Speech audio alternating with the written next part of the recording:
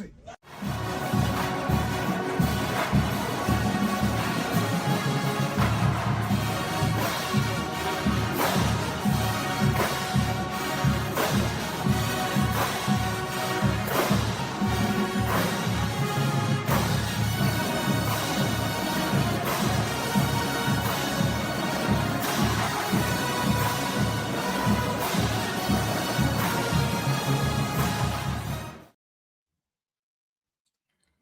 Welcome, welcome, welcome. What a day, what a day it has been indeed. Um, there's no way to truly start this show. Y'all know I love wearing my hat. Y'all seen all baseball season. I wore this hat, this baseball hat.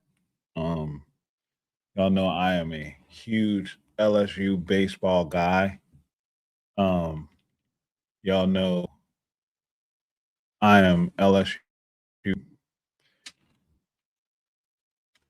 But when you talk about LSU, when you talk about Baton Rouge, you without talking about Skip Bertman. Skip Bertman built LSU baseball, built college baseball into what it is, made it into a completely different atmosphere, something that we couldn't have even imagined. Hold on one second, y'all. My wife is blowing me up. Hold on.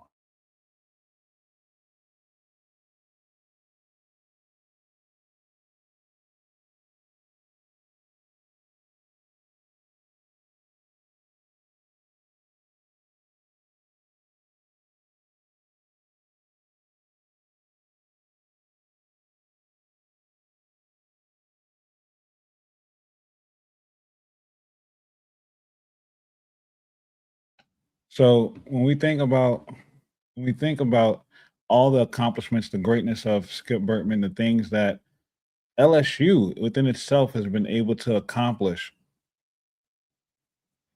is Skip Bertman. Look at the impact that LSU has on the city of Baton Rouge, on the economy of this state. That's largely in part to what Skip Bertman was able to do. Skip Bertman getting the buy-in from Baton Rouge behind the baseball team, pushing LSU baseball into heights we would never have imagined, then pushing the athletic department into the next stratosphere of not just making LSU a baseball school or a football school, but a legit everything school. You're talking about a man who had the impact on not just the lives of the people he associated with, but the lives of even people he never even met, like me. And I know that there are a lot of people who are mourning this day. It is it is a sad day. But I had the pleasure of speaking with Carla Cat this morning on my way in Baton Rouge, and that drive was just a little bit different. Because when you come into I-10 West and you pass up the Piku Lane exit now, and you realize how much Baton Rouge has grown over the years. And I'm talking about from 2003 to now, just over the last 20 years. Baton Rouge is a beautiful place. Baton Rouge is an amazing place. Shout out to all y'all in the chat. Definitely going to get to y'all comments here in a second.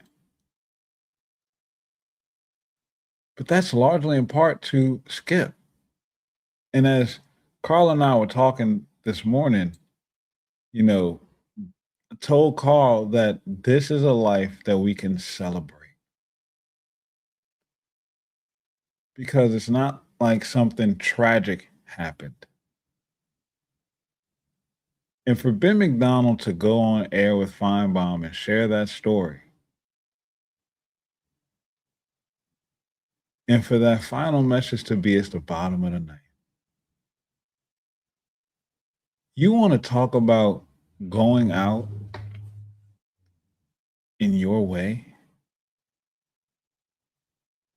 I got literal goosebumps on my skin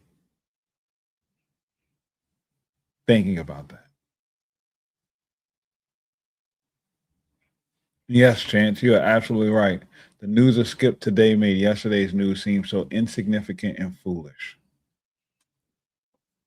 And I'm so glad that you brought that up because I randomly popped up out my sleep at 4:43 this morning and I saw that news and that's immediately where my brain went to too.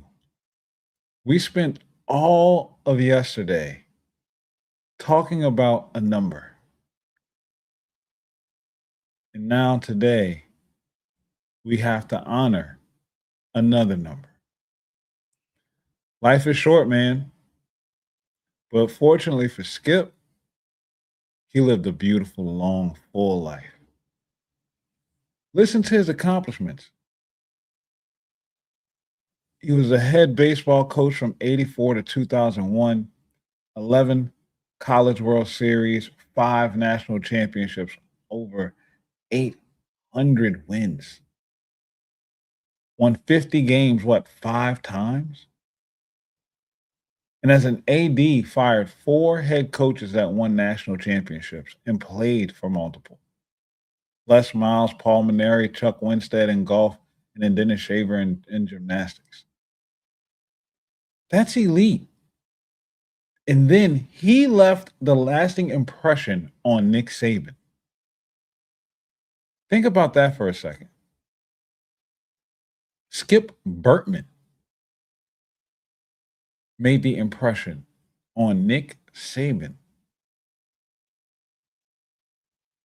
He had an eye for people, not just for talent, but for people. That's the type of man that we get to remember here tonight and remember forever. Skip Bertman was more than just baseball. He transcended all of it. Skip Bertman is Baton Rouge. And honestly,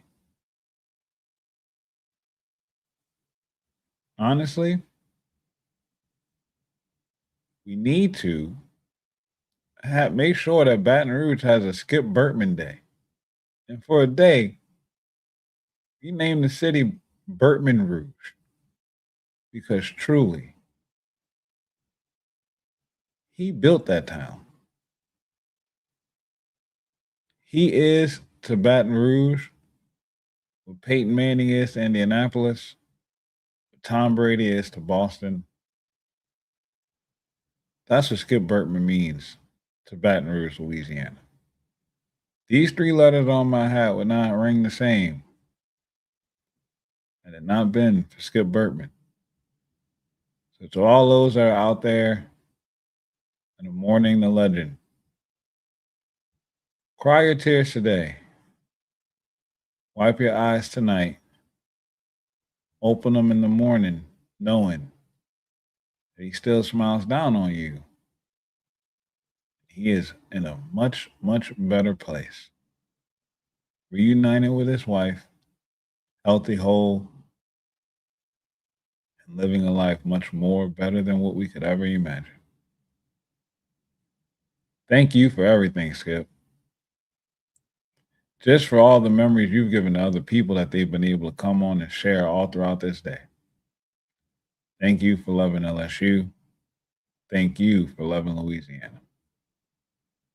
RIP to the GOAT.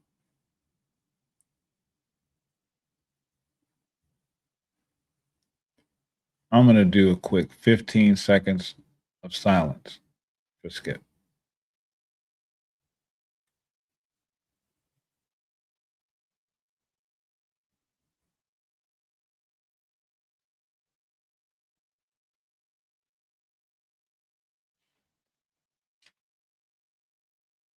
I want to thank y'all so much for joining in here tonight. Tonight is our Friday night call-in show. We are not going to change that. I want you guys to tap in tonight. The link is already pinned in the comment section.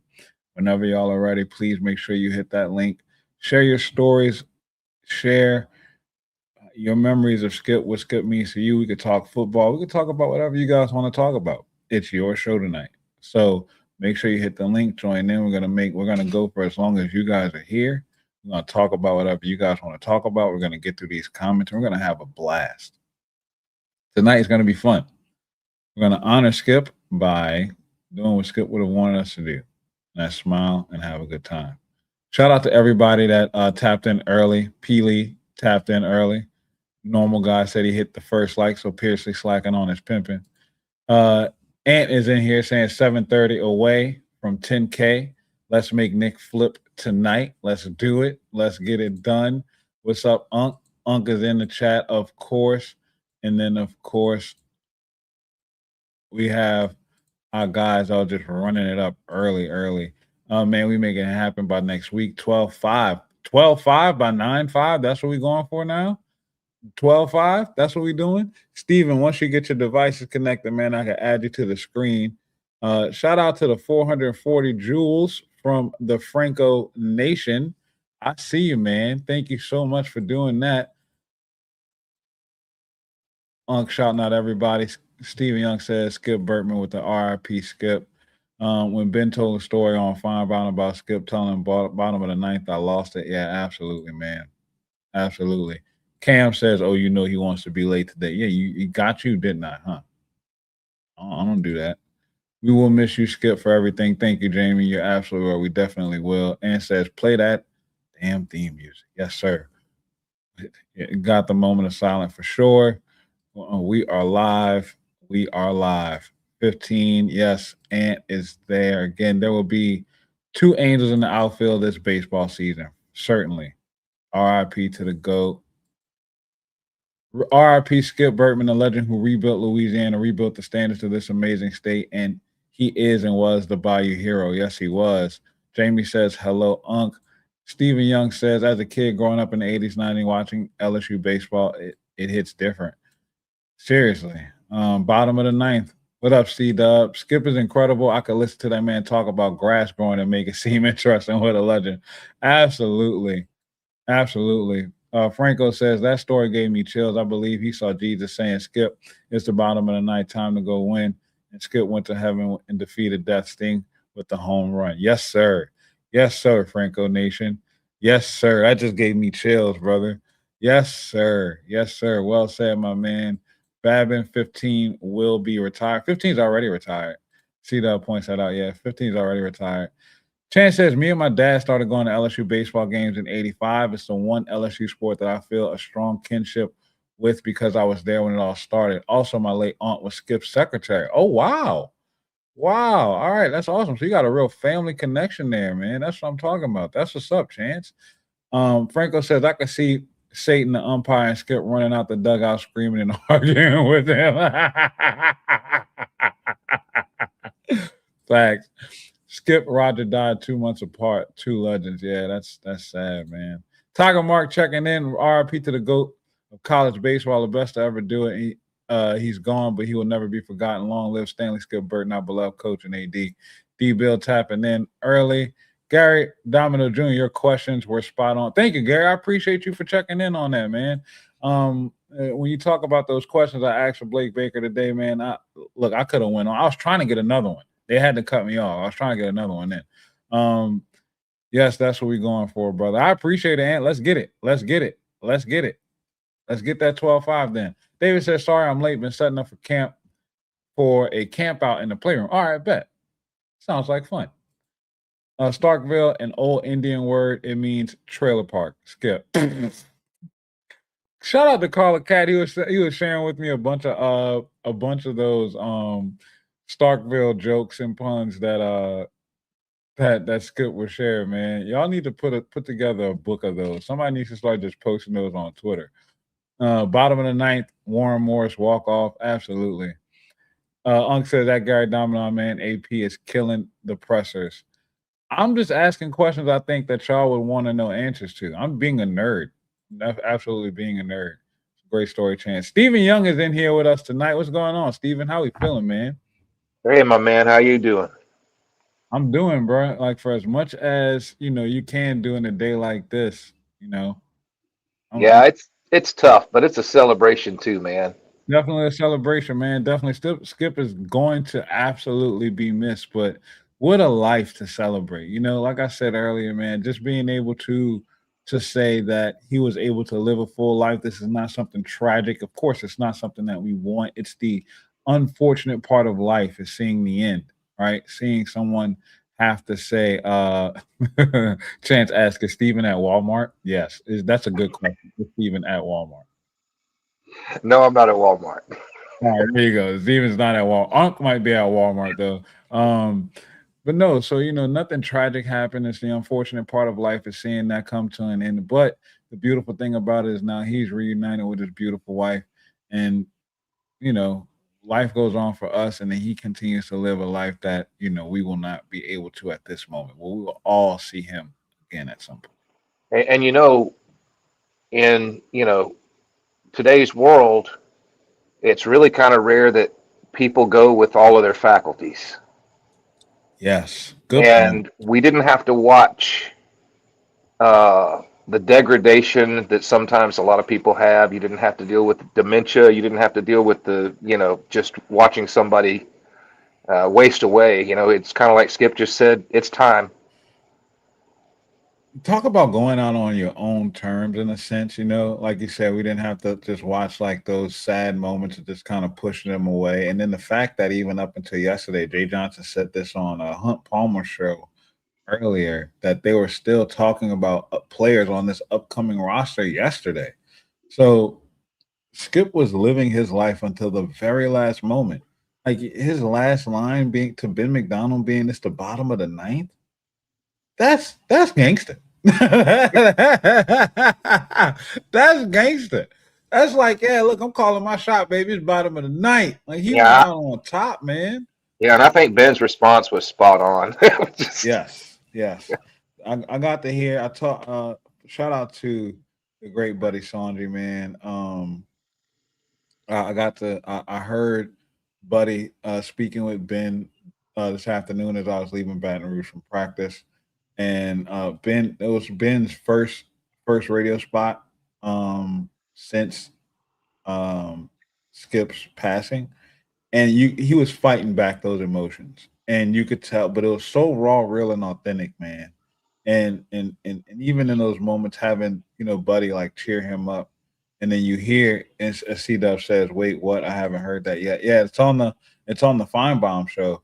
If if you go and listen to that clip from the Feinbaum show and you hear Ben running through that story again, where he really shares what that last message was, man, it really hits home, and it goes to show you that for us as fans, and for those who get to interact with, yeah, that was today, C Dog, that was today. For those who get to interact with these players and coaches, that life is still life, and these men and women that we support, they build these lives, these careers, these connections, these relationships with everybody, and they mean something directly to other people, but indirectly to people like us. Like we get to see people that we're heroes of be real, show their real human emotions in situations like this, and it's just a beautiful thing to see. and I saw something else today. I saw something else. What you saw? I saw Jay Johnson's post. And the last line of that post told me a lot. The last line of that post, I don't have it in front of me, but it's I'm something gonna pull like, it up. yeah, it's something like I'm never going to let you down or something like that, or I'll do Yeah, every I'm day gonna of my pull it up. life. Yeah, It the last line. says It says, I love you, coach. I will miss you and will continue to work every day in a manner that I know would make you proud. If you don't think Jay Johnson is about to leave a path of destruction through the SEC, After this, come on, Yes, come on. yes. I feel bad for every opposing baseball team this upcoming season. I don't. I kind of Well, do. kind of do I actually. kind of do. I kind of do until the season starts and then it's no mercy. But right now in August, I feel because they don't understand what the season is going to mean. Oh, they don't yet. Like they don't see it yet. This will I mean, this be this the is going to first galvanize this team. season. This will be the first season since the 1980s where Skip Bertman will not be present. They're going out for blood. Yeah, I think the old box magic is going to be there too. Yep. It's about to get real wicked in the box, man. I mean, Jay It's was about to, already a psychopath. This is going to galvanize. Oh man, I got chills. yeah. Yes. Yes. Yes. Tiger Mark says he's gone. We're gonna miss him, but as LSU fans and family, we need to stick together and look out for one another and do what coach asked and that to continue to hold the rope for Skip and LSU GDT. Absolute. Absolutely. Like that those are the things that really gets me excited about this community in particular. It shows that, and I'm pretty sure a lot of fan bases would react to something like this in a similar fashion. But for me personally, surrounding LSU, this just hits a little different because I mean we're talking about people from all across the state. There's no division. There is no Alabama, Auburn. And then you also see the broad reaching aspects of Skip Bertman where you get respect from Mississippi State, right? From Starkville, from because of that rivalry that Skip had, right? So you're seeing the impact and the recognition that that this LSU brand brings behind it when you have legends like him whose shoulders we now stand on. It's special, man. You know, my first experience. Yeah, I lived in Louisiana for gosh, 18, 19 years. Now in North Louisiana area, but um, my first real experience was after Katrina. I was on part of a rescue team that went down around the Gonzales area, Mhm. and we were down there for 5, 6 days. And man, I'm telling you, when I saw the people just showing up, they guess they call themselves the Cajun Navy people. Yeah, yeah, yeah, yeah, yeah. That was different, man. I mean, it was like these are extraordinary, hardworking folks, man. They're just taking time off. They're losing pay. They don't care. They're going to help everybody they can help, and that's not present anywhere else in this country. No, no, no, no. The United Cajun Navy, man, that's literally the symbol of Louisiana. It's exactly what we're all about.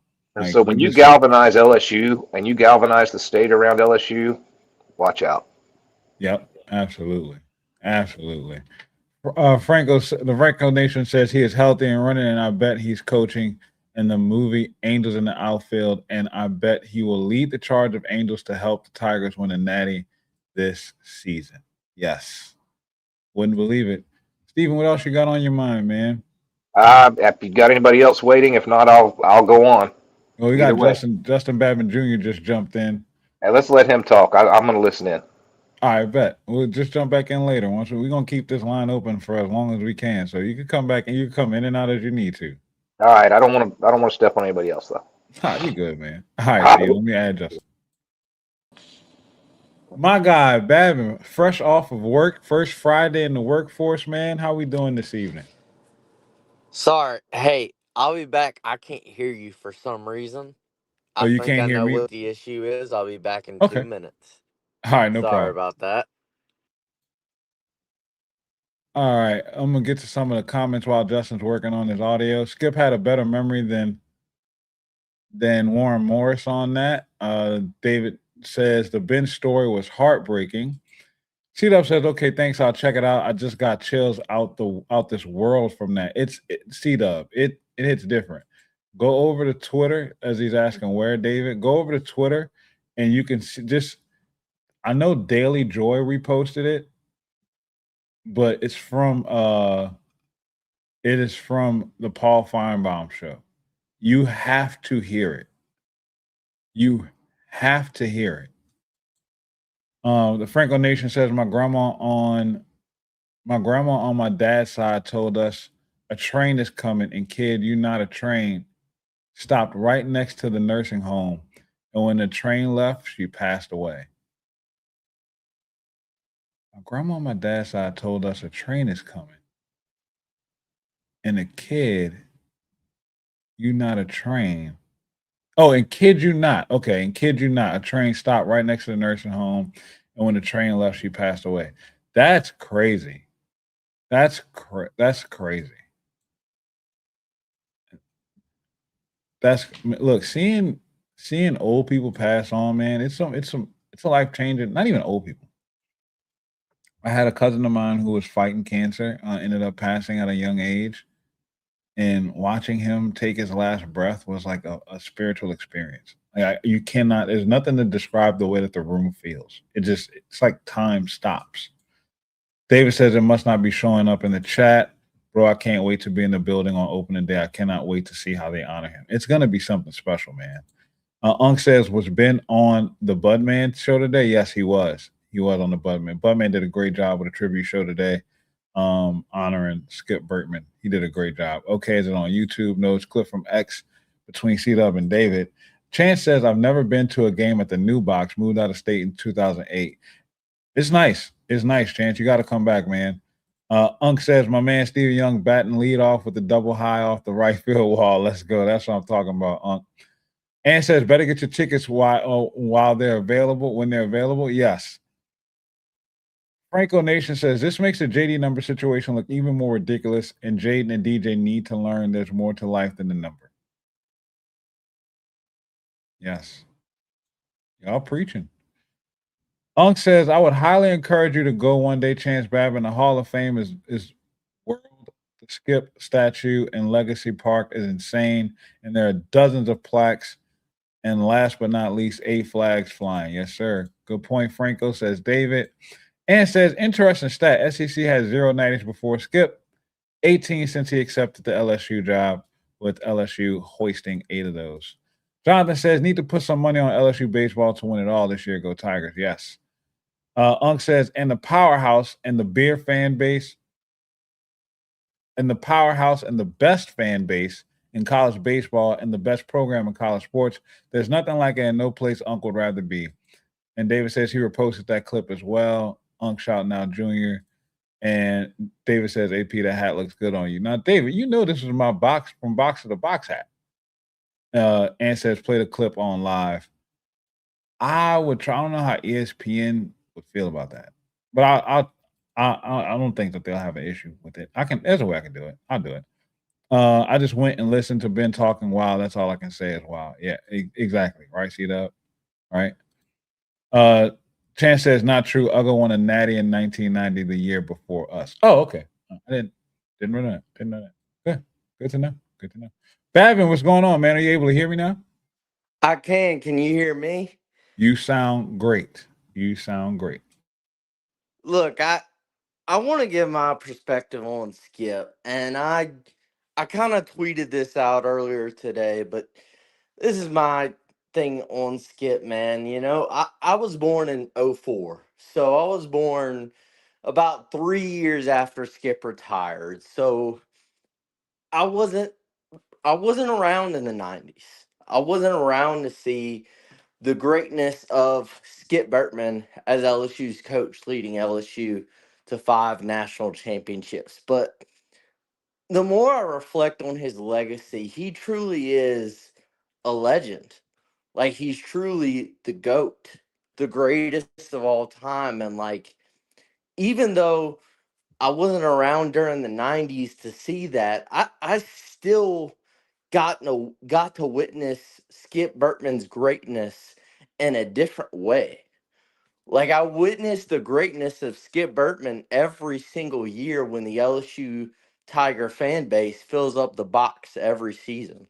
I Preach, witnessed Babby. it when players like Dylan Cruz, Tommy White, Paul Skeens join LSU. When Jay Johnson comes over from the West Coast to LSU, those players and coaches, long after Skip retired, long after Skip was gone from his time as the manager, as the coach at LSU, those guys wanted to come here because of the program and the team that Skip built.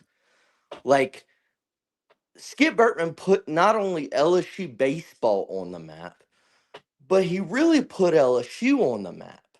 Because LSU football wasn't that great in like the 80s or the early 90s. It really wasn't until Skip Bertman and LSU baseball that LSU really got in national prominence. They were a baseball school first. Like LSU was a baseball school way before Nick Saban came to Baton Rouge. And I just, you know, I'm so thankful, even though that I didn't necessarily get to witness it all those years in the 90s. I see every single year and in every single thing, every time LSU baseball season rolls around, I see the greatness and the legacy of Skip Bertman and so many different things. And it's true what they say, legends never die. And Mhm. Skip Bertman's a true legend, and we're going to continue to see his greatness year after year after year because make no mistake, LSU baseball and LSU athletics would not be where it is today without that man. So much truth. You're absolutely right. Every banner that hangs up around the campus, I don't care whether it's football, baseball, women's basketball, track and field, gymnastics. Skip Bertman is indirectly responsible for that legacy. He pushed LSU into this era of greatness. Pushed it into this era of greatness. And hearing what you just said is more truth than what I could ever conceive because it's exactly right. We And may like, not, I was born in 85. So I don't remember wholeheartedly as a kid watching LSU baseball growing up. I got on to LSU baseball as I got older and got just into LSU. So I didn't pay full attention to all those 90s runs. I went back and watched them and enjoyed them, but it hits different. But when you see where LSU is now and you have Skeens taking them out, a Cruz in the outfield, or a Derek Curiel jogging out the dugout, a Kate Anderson coming onto the field. And you're hearing Jay Johnson, who is literally the best coach in baseball, talk about just because how much Skip Bertman made an impact on his life. Look at what it's doing for LSU now again. That's all a result for all a direct result from Skip Bertman. yeah, and That's what his legacy is. Go ahead, Justin. for me, man, just as an LSU fan, I love everything LSU, LSU football, all of that, but LSU baseball like was really one of my first loves growing up, man. Like just seeing LSU baseball and Paul Maneri and all the teams that he had, and now getting to see over the past few years, 2023 with Jay Johnson and Paul Skeens and Dylan Cruz and Tommy White, and then 25 with Anderson and Ianson and Jones and getting to see all that, like that doesn't happen without Skip. Like that does not happen without Skip. And it's like, man, I'm grateful. Like I'm grateful for who he was, all that he did, not only for LSU but for the state of Louisiana. And he's truly, might be the most I mean, the most influential figure in LSU athletics history. I mean, I know it's between him and Saban, but No, no, Nick was it's Nick, him. Nick was here, but Nick was here for 5 years, man. Right. It's Bertman it's was it's here Bertman for way for longer than that. 40. I mean, it just so no question to me. I mean, everybody wants to point like Nick Saban's great, but when you look at tenure, when you look at what Skip did, he's the most influential man in the history of LSU athletics. No lying about that at all. Like you cannot look at LSU athletics and think that anybody who was underneath Skip Bertman and his 5 championships at LSU could stand above him. Like this, remember, and shout out to Stephen Young for pointing this out. Saban said today, Skip asked him if he wanted to be a college coaching legend or a pro coaching legend. And Saban said he decided he wanted to be a college legend and still left. When asked why, he said, because I was a dumbass. That's that's who Skip Bertman was. When you can make the goat of goats openly admit, yeah, I was stupid, that's Skip Bertman. And LSU is not LSU without Skip Bertman. Without Nick Saban, LSU football still has a chance to still be LSU football. It's not as powerful, but LSU football still has a chance. Yeah. I But mean, without Skip Bertman, without Skip Bertman, you don't have LSU. yeah. I know we want to focus on the impact that he had on baseball and that program, building it into the powerhouse that it is today, but it truly spans across all sports. Like Skip's impact truly spans across all sports because again, the man put LSU athletics on the map. LSU athletics was not on the map when Skip got here. Like the baseball program was in the dumps, and he took Literally. them to 5 national championships before football ever really, got their run started, with Saban. And I mean, truly, man, he put LSU baseball on the map. He put LSU athletics on the map. He revolutionized the sport of college baseball. College baseball hasn't always been where it is today. It is as popular as ever today. And the main reason for that is Skip Bertman. The man revolutionized the game of college baseball. And he man, it's just his impact, man. It's true. Legends never die. And Skip is a legend. He's the GOAT.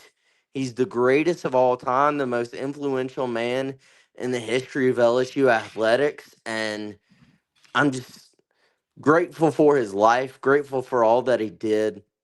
I know it's a sad day and it's a hard day, but what a life and what a career. And a man who, again, I can't say enough about him and everything that he did, not just for LSU baseball, but for LSU athletics as a whole.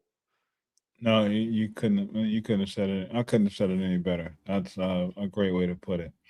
Chance Babin said in the chat, LSU could have should have won a few natties in the late '80s in baseball. '87 was the year Joey Albert Bell got kicked off the team, but they were loaded. And he also said, and LSU went to Final Fours in '81 and '86, and football won a few SEC titles in the '80s as well. Franco Nation said Skip changed not just LSU, but changed the state to where we have the championship standards and expectations.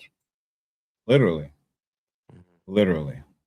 You Yeah. went on a dynastic run in a sport that was an afterthought. And Hmm. now you are not only are you just a powerhouse, you're the standard. When people talk about college baseball, it's LSU first, and then it's a long gap before you get to the second team. Yeah. It's just, yeah. It's look. I'm gonna let somebody else get in here, but I just really wanted to talk about Skip from my perspective. And again, like I'm not.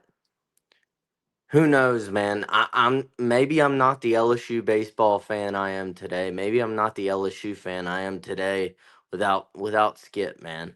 I mean, he truly like that's how big of an impact that he has had on this university, on this program, and on this state.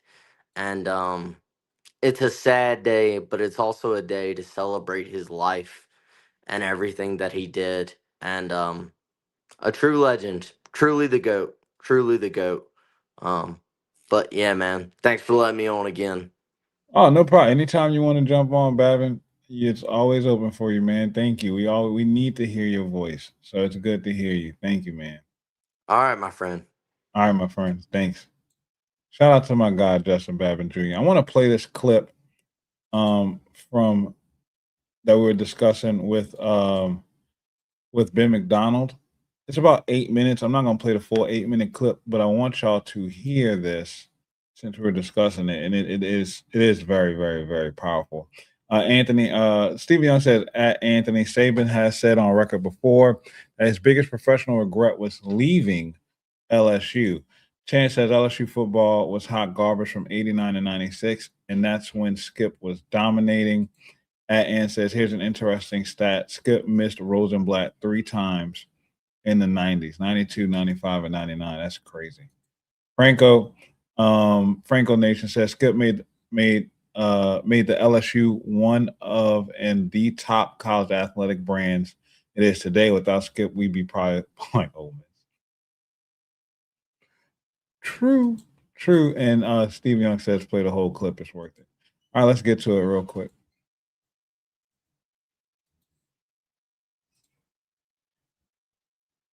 11, so many national championships, 5 in all, 11 College World Series, hired 4 coaches who won titles, including another baseball coach at LSU, Paul Maneri.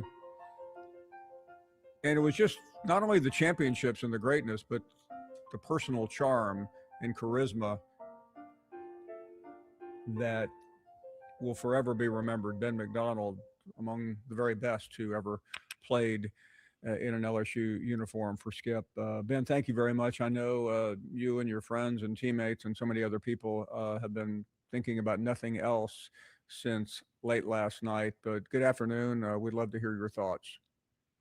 Good afternoon, Paul. Always good to be with you. Hate under these circumstances, but yeah, man, it's I woke up to a text about 1:30 this morning that we had lost Coach Bertman, and it's been tough for a lot of people, you know, and it's just a tough day. And I was so fortunate. I'm on the road a lot, Paul, and I got home just about 36 hours ago from a road trip with the Orioles, and I got a phone call last night about 8:30 from Jay Johnson, head coach of LSU Baseball, saying Skip's not doing well. And so I just jumped in the truck and took off, went over to Baton Rouge, and got over to Baton Rouge to the hospital about 9:30 last night. And I saw one of his daughters, and I said, I got to go see Coach. I have to.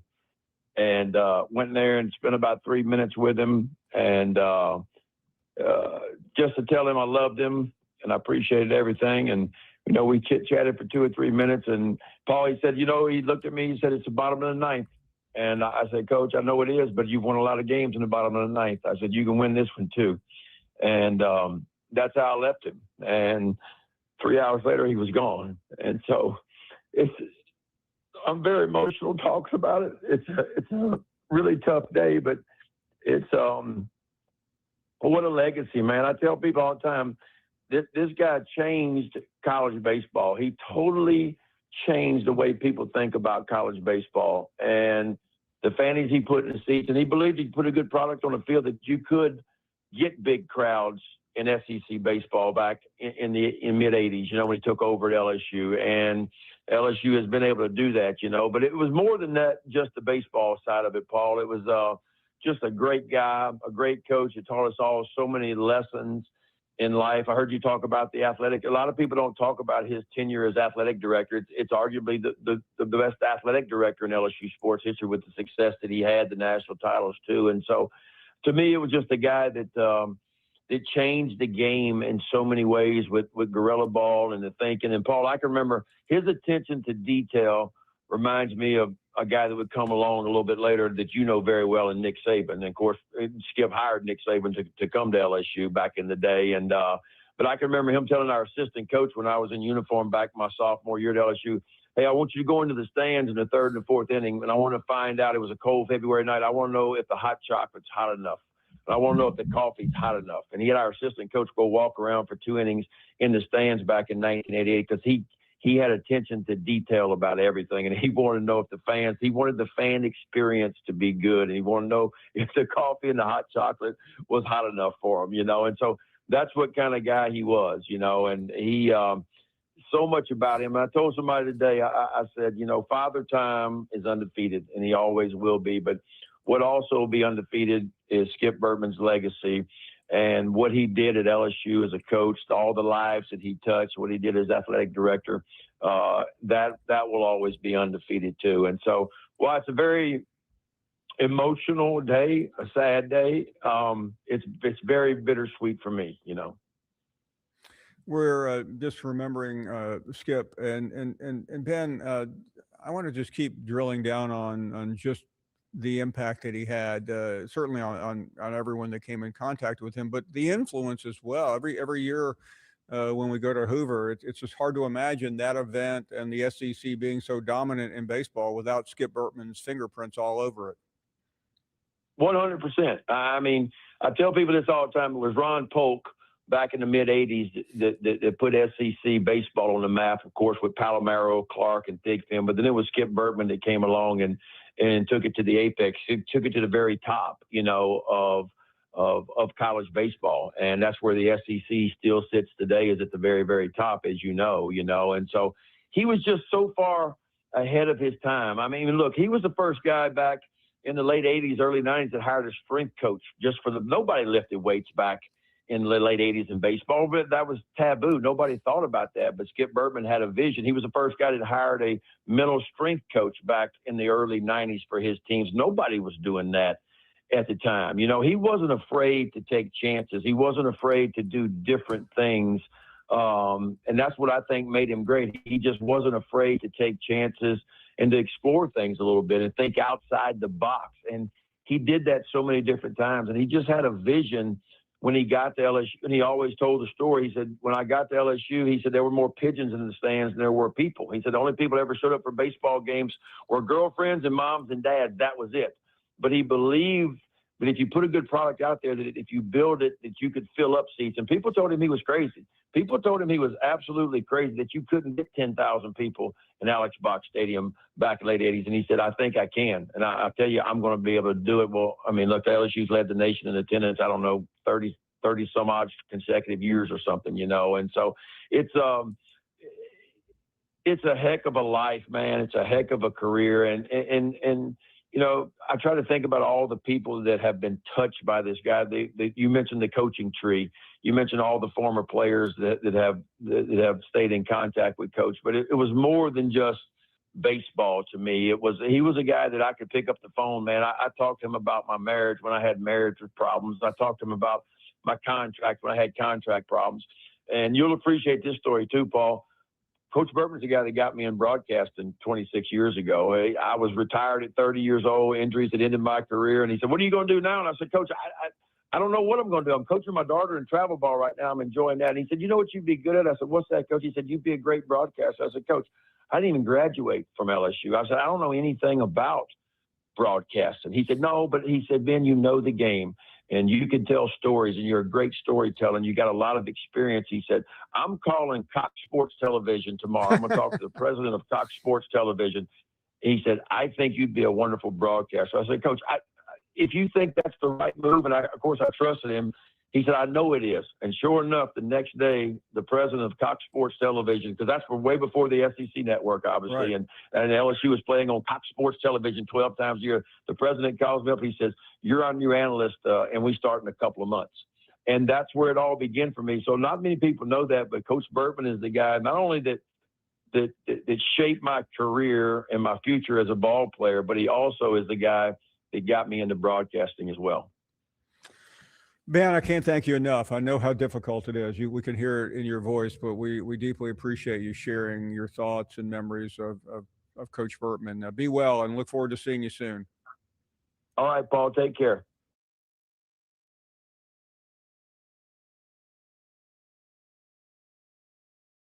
What a legend. What a legend. Once you start, I mean, you kind of can't let Ben McDonald not in. Um, it's bottom of the ninth. It's going to hit different going forward every time. Every time. It really is. Going to hit different every time now.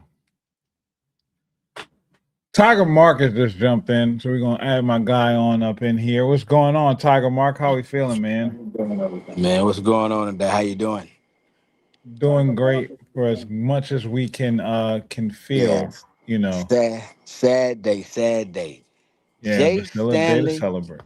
Jay Stanley, Skip Bertman, 5 national championships, 7 SEC championships, and the highest tournament winning percentage in history at .754. Hmm. And you have to love the story about Paul Bird. Hey Bird, give me the ball. It's not your fault. It's my fault. I should have never recruited you. I love to hear that story.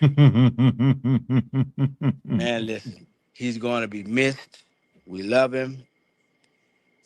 I can't necessarily say I'm just at a loss of words, man. When I woke up and I heard about Coach Bertman, it touched me a lot because my mom is still living. She's 84, and I tell you what, it's been a few times we went out to restaurants and we ran into Coach, and Coach went out of his way to come to the table every time and say hi to my mom. Not That's knowing her from beautiful. a hill of beans. Do you hear me? So he's gone. He won't be forgotten. His legacy will live on through us. We must continue and never let Coach Bertman's legacy die at all. As They can't. fans, as players, alumni, whatever. This guy is immortal, okay? Put LSU baseball on the map, and guess what? I wouldn't want to play Jay Johnson and the Tigers this season, you know. And Not at all. I'm just loving, and I'm hoping that this can translate over to the football team. Yes, Maybe the sir. football team can just a light a fire up under them with all the bull crap we going up under with the Jaden Daniels situation and stuff like this. This should be the way I was raised. When people die, even though it hurts, it's a joyous occasion, because you're Yes. going to see your heavenly Father. And Yep. a lot of people want to go to heaven, but nobody want to die. That's true. You know what I'm saying? That's Yeah. a true saying. But he will be missed here. But he's in the presence of the Lord right now. He's with his wife. He's in a better place. No more pain, no more sickness, no more No more sorrow, suffering. no more suffering, you know? So Absolutely. now, did you get a chance to do any check out any practice today, football wise? Yes. Yes, I did. That's my football is my bias. I want y'all to know Right, that. I'm gonna put that on a shirt. Football is my bias. right, Like, yes, I got the it was pretty it was a pretty, um pretty sombering experience because football ops sits on Skip Bertman Drive. So it's right, a sombering experience making that right turn off of Nicholson on the Skip Bertman Drive on today. Looking at this beautiful football ops complex and seeing the beauty that is now LSU's campus. And summer graduations were going on this morning, and then move-in day was taking place later on this afternoon. So the campus right, was kind of popping, and but wasn't really a big group of media presence. And it's because of this. So, but I was there. I right, was in attendance, and right. I seen some things. Okay. Seen some things. You see some things. Seen some things. Seen some Have things. have we or have coach or have you I'm sorry, have you gotten a chance to ask Coach Kiffin about these punt return, kick return duties yet? No, I wanted to ask him about that yesterday, but I wasn't able to attend the press conference yesterday. But we'll be back with Lane Kiffin tomorrow. We'll be Right. back with Lane, not tomorrow, on Monday. We'll be back with Lane Kiffin tomorrow, and I'm gonna talk about that. Somebody kind of alluded to it yesterday, from what I remember. My memory from yesterday is a little bit foggy. But I'm gonna go back and listen to the audio this weekend from the press conferences and break some of that stuff down, Right. because Lane was dropping a lot of little nuggets. But the press conference today was with Blake Baker, which was elite. First of all, how about Blake Baker standing at the podium, fresh off practice with his cleats on? Saw that. Football Wow. Saw that. junkie. Right. Football junkie. You know what I'm saying? Like, absolutely loved it. So, but I was able to get to ask him some questions about the. I asked him like 2 or 3 questions. I was trying to get so many questions, and they cut me off. But Right. my first question I asked him about was just, I don't know if a lot of people realize this, but LSU had more interceptions last year than passing touchdowns allowed, Yeah. Yeah. and It's a they lot. did that with the sack leader of only having 4 sacks. Wow. Right. So I asked him, like, how can he improve, and what's the correlation between pass rushing and coverage? And he went on to explain it. He gave a very insightful and thoughtful answer. And then I asked him about his relationship with Charlie Weiss Jr. and Chris Kiffin and the new staff, and how those things have helped him as a coach. And he elaborated on those things too. And great, great, great, insightful answers. I love asking questions that make coaches think, but also Right. like show emotion, make them realize, like, have a natural reaction that they can't resist. And seeing him like think and reflect on those things and like smile and have, because then at that point it's not, I know it's not coach speak. Like, I know you're giving me a True. genuine answer. Right. Yes, So and Ax was Winnie back at practice. Yes, Winnie Watkins was back at practice today. is tomorrow scrimmage open to y'all guys or it's closed? Closed. They're not gonna let us Closed. see anything. They're None they're at all. keeping it. They're keeping Close. that under Close to the wraps. vest, right? Close to the Yes. vest. Spring was, hey, come out, see, come get spring was like open house. This is, we're gonna let y'all see some things, but we're not gonna let y'all see some things. I have been itching to ask you this question. Blake Baker, hell of a coach. Mm-hmm. Love the guy. His Achilles heel has been, we all know, stopping dual threat quarterbacks. There's no doubt we have the talent on campus this season. Do you seem to think otherwise, that it's, can it be different this season?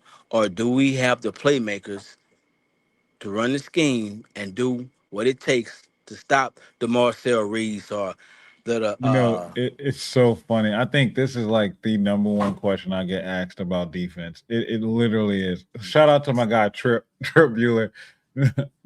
David knows, me and Trip the first day of practice didn't introduce ourselves to each other. We were standing right next to each other, didn't talk, right, and then we've talked every day since. Thank you. We talked every day since. And today, as we were walking off the practice field, um, going back to our cars to grab some stuff before we went to the press conference, Trip was like, "Man, what are you getting out of these practices?" And I started like opening up like the things I was looking at it, and from a coach's perspective. And right, then as we were talking about Blake Baker, he was like, "Well, what could you ask?" He was like, "Everybody's gonna ask about the mobile quarterback situation." I said, "Trip, it is literally the one thing everybody asks me about." I said, right, "You got to think about it. If you're let me shine a light on y'all. Shine a light for y'all. LSU had 27 sacks last season. 25 of those sacks came across 7 wins. right. 2 of them came across 6 losses. Wow, That means you're not generating any pass rush at all. at So all. what does that mean for your defense? It means you have open run lanes. So a Right, quarterback isn't escaping the pocket; they're leaving the pocket. correct. There's a difference. Right. How difficult is it to defend a running quarterback when your linebackers are dropping away from them? true. Like I heard with Trinidad Chambers, due to his height, a lot of people think he runs to scramble. Actually, I think No, he runs to Trinidad throw. runs to throw the He runs to ball throw, and to be able to see. Yeah, his yeah, stats, his stats back that up. He's right, not. He's a scrambling quarterback. He's not a mobile quarterback. Like he's not exactly. mobile in the terms of a Marcel Reed, who once he pulls the ball down, he's out of there. No, Correct. he's moving the pocket to find the next throwing lane. That's why a lot of those receivers look like they're wide open, because what's happening is as he's breaking away, those coverages need to start sinking, tracing back to where the ball is going. So all Right, he's doing is replacing his eyes and the ball with where the man was, and it's right. just open coverage. So that's Hey, how he's able to make those things happen. man, like I said, I support every possible LSU podcast I can. Show them love, and I'm hearing the same thing pretty much from everybody about how good these freshman defensive linemen look. Do you think it's possible that one of those freshmen gets to start day one versus Clemson? Oh, absolutely. Deuce Jones is your starting defensive tackle. Like, it's Wow. not even without a doubt. And So if I what? had, I wrote this in my practice report. Y'all need to go read it. I literally wrote this exact line. I'm going to quote myself. Come on, Carl Cat. I see you, baby. I wrote this exact line. It is safe for me to say that Deuce Gerald will be your starting defensive tackle on the interior, snap one, game one against Clemson on September 5th. And if I Wow. had to make a decision, his running mate on the interior right next to him will be Richard Anderson. I have not seen anything from anybody else in that interior that's going to make me move off of that until I see it. Now, today I saw Don McKinley in the middle next to Deuce Gerald. And when I saw Don McKinley next to Deuce Gerald running with the ones, it did not look good. Wow. I also saw was it I think it was Jalen Brown? No, Brandon Brown got some reps on the interior as well with the ones. Didn't look good either. So they are, but I don't know where those, like, what made them award those reps. Clearly, I'm not in the building. I don't know. When they came out onto the practice field, they do a lot of things in the indoor before they come outside. Correct. And they made the twos stay back. They called specifically for the twos to remain in the indoor while the offense went out. The defense had to clean up the bag. They must have lost their one-on-one competitions, and the defense had to clean up behind the offense, and they made the twos stay back for another drill. As the Right. twos were coming out, a lot of guys that are twos, quote unquote, were really ones. And they had a lot of threes and fours out with the ones. Guys that we normally don't see rotating in with the ones, rotating in with the ones. Like we saw Des Ellis getting some reps today out at practice, and he looked pretty solid. I mean, we're talking about an incoming freshman cornerback Right. who may provide some depth later on down the line in the season. So it's just that time in training camp to start like changing things up, getting a different look, letting guys get a feel for, you know, letting a guys get a feel for what the game is going to feel like Right. in season, and also kind of give your ones a break too from getting beat up from each other too. Right. So Right. it's a lot, but if I got to choose, I'm saying both of those two are going to be your starting, and then also another thing as well is um, that at some point I think Lamar Brown is going to get a start. Yeah, I think so too. I think Right. Lamar Brown's going to be a start. Franco, shout out to you, my guy. He says Reno said his body language is not good either. His body language for Don McKinley has not been good all season. I will say today, and I wrote this in my article as well. I talked about it last week. I don't like to harp on negativity because I don't want to come across as beating a kid up. At the end of the day, this is still a young man. Right. And when I'm talking about negative things, I point it out once and I move on. His body language has been consistently bad. It's been poor. It's been horrible. But Wow. today he was more engaged. And you could tell he had a little bit more of a pep in his step. And I guess it's because he was getting some of that work. But when he was getting in there, he has not improved. And Right. that's what's sad. Like it looks like he's still a true freshman. Right. You're seeing the true freshman each and every day get better. Right. And And the superpower that he has in his height, size, and length, he's not using that to his advantage. If anything, it's his crux. It's the thing that brings him down, and that's sad to say. Well, AP, I want you to continue doing what you're doing, and all the people in the chat. And that's praying that we get out of fall camp injury free. Yes, Okay, sir. we we Yes, we sir. we're almost there. And guess what? If we can remain injury free, I think the sky is the limit for this ball club. I'm Okay, absolutely with and you. and, I and I think this team is y'all. I'm not gonna lie. I know I'm sunshine pumping. I hate this team is really good. This team and is I really good. I And pray I what we pray. think, Go I'm ahead. sorry to cut you off, Tiger Mark, but what Go we ahead. think we don't have depth, our coaches are telling us, no, we're good without depth. Right. I understand that, and I also pray that a lot of these universities, not a lot, all of them, that's on our schedule, and that's not on our schedule. I pray that they pretty much come out of camp injury free too, because I don't want any excuses Me either. when we start whooping tail and taking names. Me Okay? either. I want Trinidad Chambliss. I want Keywan Lacey healthy. I want them fresh. Don't let them play against Louisville. Find a way to get them out early. I want them fresh, ankles taped. I want them fresh out the cold tub. I want them I, with a bunch of protein shakes and creatine. Get them right. I Get them. want I want Ole Miss healthy, but I tell you, bro, due to little hands Willis over at locked on Ole Miss, man, I can't stand Ole Miss now. I thought I hated Alabama. Oh my gosh, these people have you know what? I'm gonna leave that alone. I'm gonna leave it At alone. at Listen, least Alabama wins. yeah, right. Do you think it's probably a no brainer? Do you think LSU and Lane Kiffin will wear some kind of patch or something in remembrance of Coach Bertman this season? I mean, I can see them putting a 15 decal on the back of the helmet, possibly. Right, right, They'll right, probably do a decal on the back of the helmet. right. Just because he passed during fall camp, and they probably want to honor him throughout the season. Now I'm pretty sure the baseball team might put a patch on the jersey, which Correct, I think they should. But that's correct. just me. Yeah. Well, football season is here, guys. Right around the corner. I Strike smell up, it. strike up the band. Strike up the grill. Dun dun dun. Listen, man, it's been fun. It's been nice talking to you. I love you. I appreciate everything you're doing. Everybody in the chat, man, I love you guys. Continue supporting AP. And guess what? God bless you all. I'm praying for the Bertman family. We're all in this together. If one hurts, we all hurt. Let's just stick together. Take this to God, and He will see us all through this. Okay? Y'all have a That's good night. family. Y'all have a good night. I appreciate everybody for tuning in, man. We're gonna let somebody else talk. And y'all, like I always say, go damn Tigers. Y'all been good. It's been fun, man.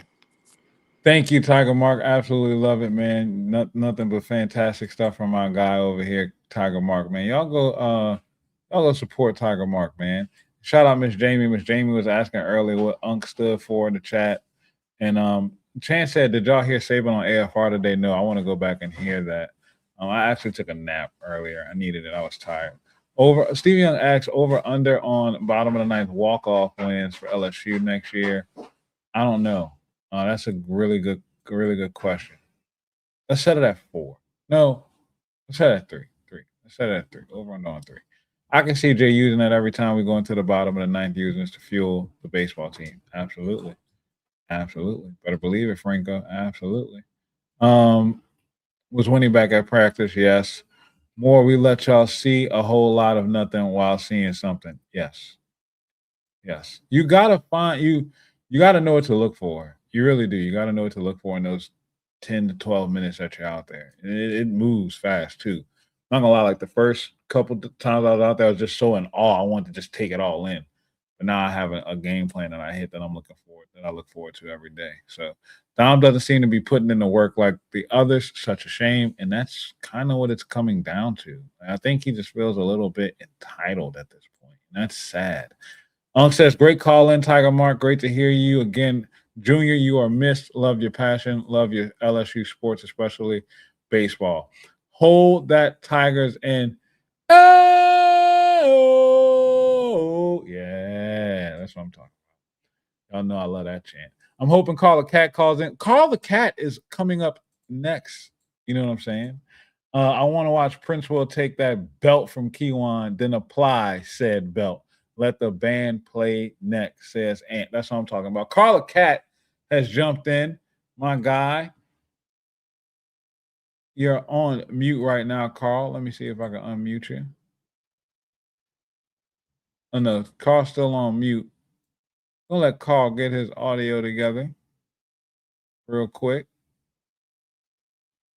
While Carl is working on getting that together. Look, practice today was very good, but if you have not heard that Blake Baker interview, please go back and give that a listen. Once again, I'm a defensive nerd. I love defense. I love defense. I could have asked Blake Baker 1,000 different questions, and I wanted to. They just wouldn't let me. They wouldn't let me. But he gave so much good insight. He talked about, Deuce Gerald's, Richard Anderson, Lamar Brown. He talked about the depth at the edge position, watching Dylan Carpenter and how much he appreciates him and Kalash Cobbins for staying and developing and growing. He's so insightful, man. Like he talked about the attention to detail in which they utilize the staff and the amount of staff that they have, and how during the spring the tempo of the offense really took them to task. But now in fall camp, they're more prepared for it. They went back and changed some things up. Like this, bruh, like this team is so well put together. But what I love about it though is you're taking an offensive mind in Charlie Weiss Jr. You're putting him with Lane Kiffin. Then you're taking that offensive building and then you're putting that alongside of Blake Baker. That cat and Blake talked about this, that cat and mouse game that those two play is making them better. It is such an amazing thing to see these relationships between the coaches manifest themselves and then help themselves out and then make this team elite. It's so good. Carla Cat, you got your mic working, man?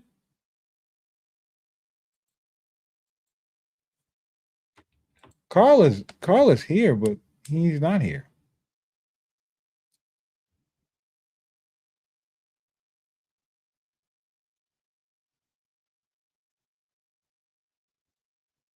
Carl, what's going on, man? Can you hear? Is everything working?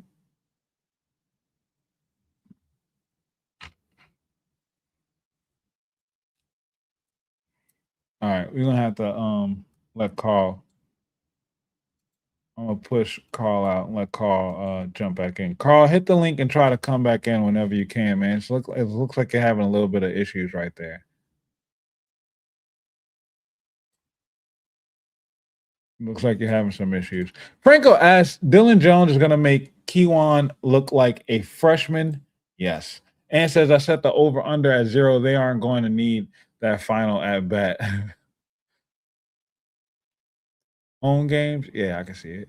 At Jamie, it means Unc is a generation older than AP, and it's a title of love, respect for kinfolk, even if they aren't real kinfolk, most commonly used in Black community, which makes it all the better in Unc's eyes, as Unc has a lot of flavor. I hope that explains it. Feel free to explain it better, AP. Nope, that's it. I'm at Unc stage myself. Chance says, and Blake always represent LSU baseball, which was especially cool today. I wanted to wear my LSU baseball hat today, but I can't wear any LSU like regalia when you're a part of the media. So this is, like it was refreshing to see that Blake still had his hat on. Blake even touched about like how he went to Tulane and that rivalry between LSU and Tulane, was a thing. And then once he came to LSU, like he started repping the brand because the brand pays the bills. And we made a joke out of it. It was really good. Piercy asks, is this Dylan's last year? Nope. Dylan has 2 years left. Remember, everybody's got an extra year now. Dylan was a redshirt freshman last year. So throw the redshirt stuff out. There's no more red shirts. He's a junior with 2 years of eligibility remaining. That's how we have to look at this now. Like Prince Will Mama Yellen, this is his 5th year. That's it. Harlem Berry was a freshman last year. He still got 4 years of eligibility. He's a sophomore who can still play 4 more years. Trey Green is a junior, 3rd year, with 2 years left to play. Not just 1, 2 years left to play. Stephen Young says, Jace Thomas. Blake said he's the biggest surprise of camp. Yes. Yes. Dylan Jones, he's a 2nd-year player right now. He's going into his 3rd year. Tiger Mark, can you all smell what the Tigers are cooking? Go Tigers. It's an exciting time of year, guys. If you're not ready for some football, something's wrong. Something is wrong. Simple as that. Unc says the legend Carla Cat, let's go. And Jamie says, Uncle Randy, I get it now. Just call me and Unc. Absolutely. Carl AFK. Carla Cat. Carl, I don't know what happened. I don't know what happened to Carl. Carl has disappeared. I hope Carl's okay. Unc says, how about Auntie Jamie? Let's go. TD Jamie, that's what y'all trying to do? Y'all trying to set up Jamie to be TD? We got Unc and TD in the chat. Tiger Mark asks, hey, AP, I heard my other boy is looking good. It's also in fall camp. Word is he may steal some carries this season, and that's Stacey Gage. What's your thoughts about the young, hungry running back? Oh, no. Stacey Gage is making major impressions in fall camp. Stacey Gage, as quiet as it's kept, has been quite refreshing. Also, Racine Guillory was kind of impressive today in blitz pickup. They were doing some blitz pickup drills today, and funny, he kind of put the GA like almost through the garbage can that they were using as a stand-in. Pretty funny. P. Lee is in here. I know my dog said he was going to be late. P. Lee said, I would have sworn he'd have been in here for a hot minute. Talking about Carl. Carl, I don't know what's going on with my dog Carl, man. Like, where you at, Carl? You tapped in, you tapped out, you tapped back in, mic not working. I've been waiting on Carl. Carl told me this morning he was jumping in, and I don't know what's going on, man. He's not even responding to text. P. Lee, man, you go ahead and jump in, brother. I know you said you was going to jump in if we was going at 9:15. It's 9:33. Where you at? You're running late. There go Carl the cat. There he is right there. What up, Carl? Are our mic working now? I think so. There we go. Here we go. Let's go. Look, this is a little minor adjustment like football. Just a little play adjustment. Yeah. You know, we had to call an audible right quick. Yep. But we talked earlier, and thank you for the call earlier because I was not in a good way this morning. I trust me, I understand, man. I know baseball hits you a little differently, and Skip meant a lot to you and also to LSU. And I know how much LSU means to you, how much LSU baseball means to you, how much Skip Bertman meant to you. So, you know, it's only right that, you know, I call and check on you. And shout out to Unc too. Uncle's also, you know, texting me to telling me to check on you while I was on the phone with you, actually. So it's pretty cool. You know, like how much this community really cares about you, man. And to be a part of this community, for us to be, you know, building something like this is very special, and it's something I don't take for granted at all. Yeah, I appreciate that. And like I told you this morning, next year will be 40 years since I've been going to LSU baseball games. So pretty much Skip raised me from high school. So I started going in 1986. I graduated in 1984. Yeah, I'm old. I'm that old. Like they said, I'm that old. You graduated in 1986, right? 84. 84. I was born in 85. So we ain't old, right? No, I'm not old. Now my son wants to call me old. I'm not old. I hear you. I'm seasoned. And Carl, you're Mature. not old. Yeah, you're not. You no. See, I'm seasoned. You're matured. I haven't matured yet. I just started getting some season on me. You know, you think about wine, right? Wine Yeah. goes through its season and stuff. So you know what I'm saying. Like, I'm you like that. You like that proper age of pristine wine. You know what I'm saying? So yeah, like Yep. Yeah. I mean, I think I cried all the tears I can cry now. So I'm a little bit. I sat down and thought about the good times Coach Bertman has brought to this community and this nation, and I mean, it's a great thing that uh-oh.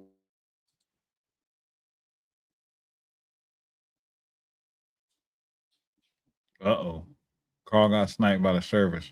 While Carl's service is coming back into focus, Dylan Peely is saying he's talking about Dylan Carpenter. Thank you for specifying because there are multiple Dylans on the team. But Dylan Carpenter is in his fourth season. He has 1 year left to play after this season. So he's still got a couple more years of eligibility. Carl, are you there, Carl? yeah, I'm here. All right, cool. The phone had cut you off while you were talking.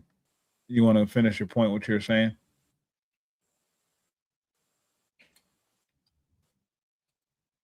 Oh, sniped you again.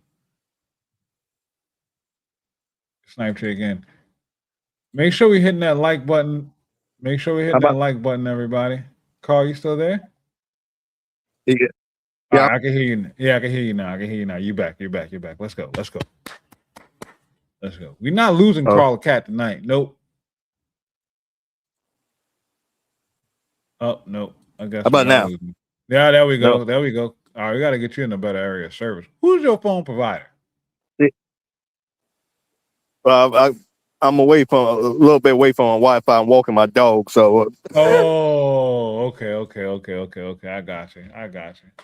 I got you. That's what it is. It's trying to connect in between those networks.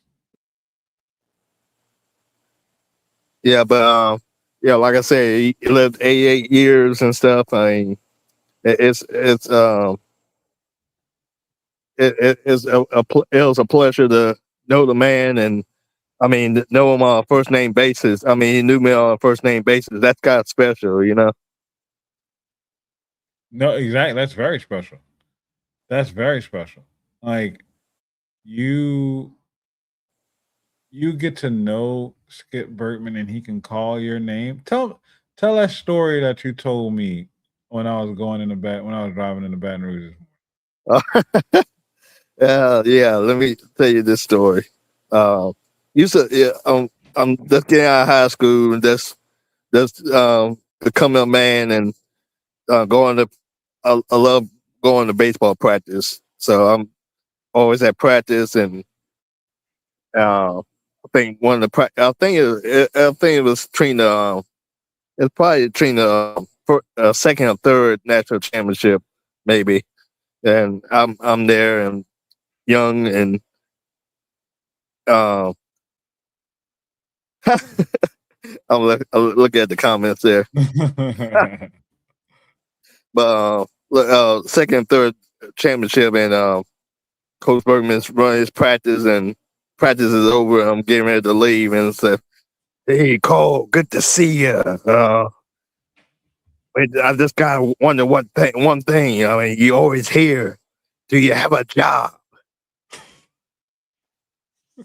I say, yeah, I got a little job, Coach. I just started working. My main job, I retired from 32 years and stuff, so I just started working that part time. So, and yeah, do you have a job? Like, no, but if you offer, I mean, hey, I'm open. I'm open.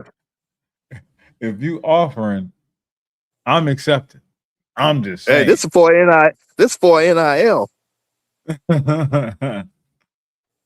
Call a cab, man. So tell me, what is your favorite memory of Skip Bertman? It doesn't have to be something that you Oh, shared personally with him, or just something that he's done that will always stick I, with you forever.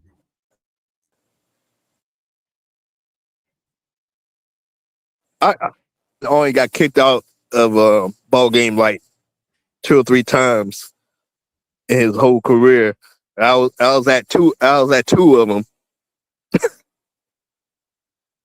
Well, one of them, and one was in Superdome when they had the old Win Dixie Challenge.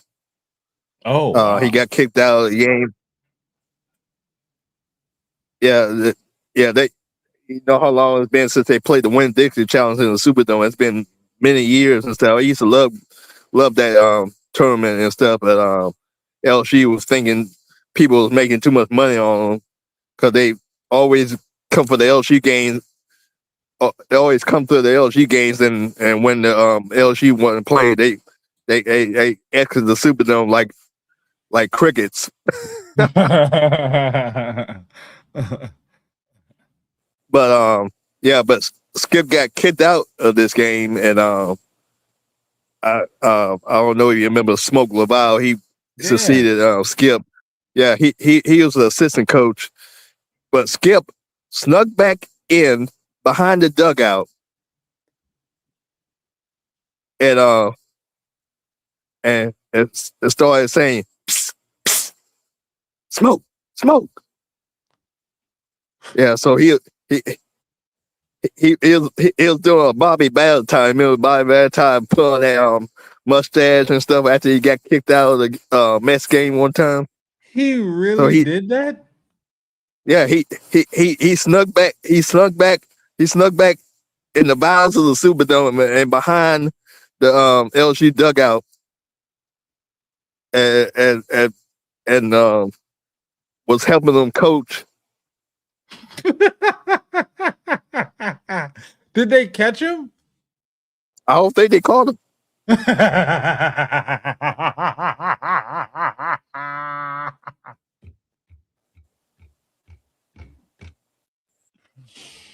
Bruh, bruh. That's hilarious. Get ran out the field, get ran out the stadium, and then like, you know what? Let's see if y'all can find me here. Y'all ain't gonna check back here. Still gonna do my thing. That's amazing, man. That's Skip Bertman, bro. That's Skip Bertman, bro. Like that's an amazing story, Carl. and But you yeah, and and you were there for that. other That's time, beautiful. the other time it was at home doing the regional. This is when they only had like 16. This is before super regionals. So this is maybe 92, maybe 91, 92 and stuff. They played Long Beach State and Skip didn't agree with a call and got kicked out of the game. But LSU rallied and won the game after that.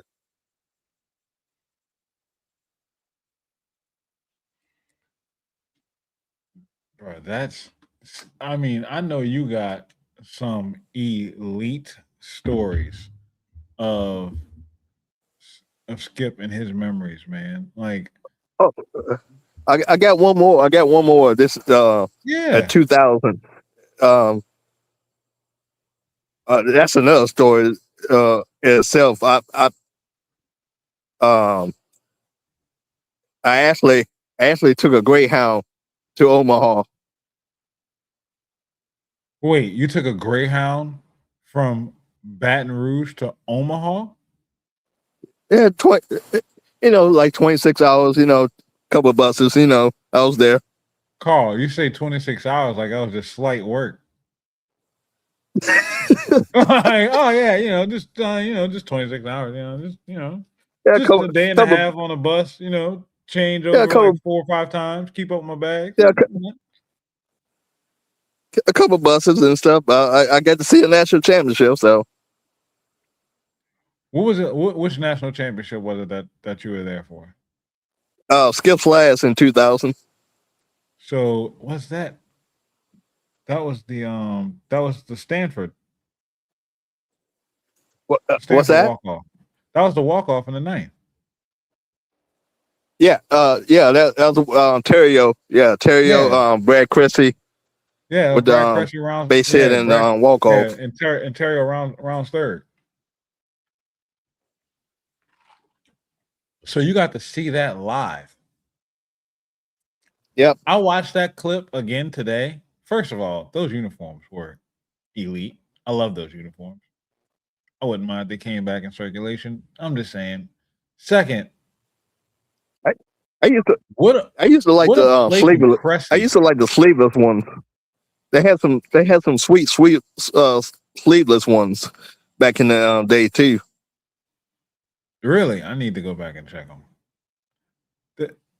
Those, but what a play from Cressy though to know to sit slider because he got struck out twice on the slider, and then the first pitch he saw was a slider, And and then he just and sat on it. Cressy didn't really have that good World Series either. I think he was like 4 for something. I forgot what the stat was, but he wasn't that good in Omaha. But he came out clutch in that one That's all little you play. need. That's all you need. That's the beautiful thing about baseball, man. All you need is just one swing. Yeah, That's all you but need is one swing. we had a fan. We have a super fan named Willie John Higginbottom. He's no longer with us and stuff. He's passed away, and he told Skip before the tournament. He said, "If LSU wins it all, you can cut off my ponytail because he had a long ponytail and stuff." So LSU won. So we all back at the Marriott in the courtyard, and snip snip, there it went. Not snip snip, huh? Unc says in the chat, ask Carl about the throwback jerseys in like 93. There were old timers for one game and called it something. Call a cat will tell you. Yeah, I remember those. I have a picture. I had a picture of that. Um, it was against Tulane. They had a throwback the clock game. LSU Clocking, huh? wore it. They in 1993 they had a throwback the clock game with LSU and Tulane, and it was a great a great little promotion there. The L block uniforms, is that it? Yeah.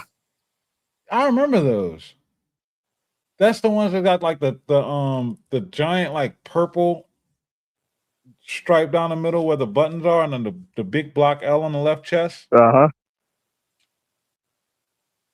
Yeah, but this is when Ty Walker and them played. So Russ Johnson different. and all. Yeah. But it was almost that same style and stuff. But LSU and Tulane came out with old uniforms and from like the 1930s and stuff, and they Skip and the coach at the time, Joe Brockhoff, came out in a horse and carriage on the field and stuff. And they threw back the concession stand prices and all that. Hold on, I think I got a treat for us. I think I got it. I think this is a picture from that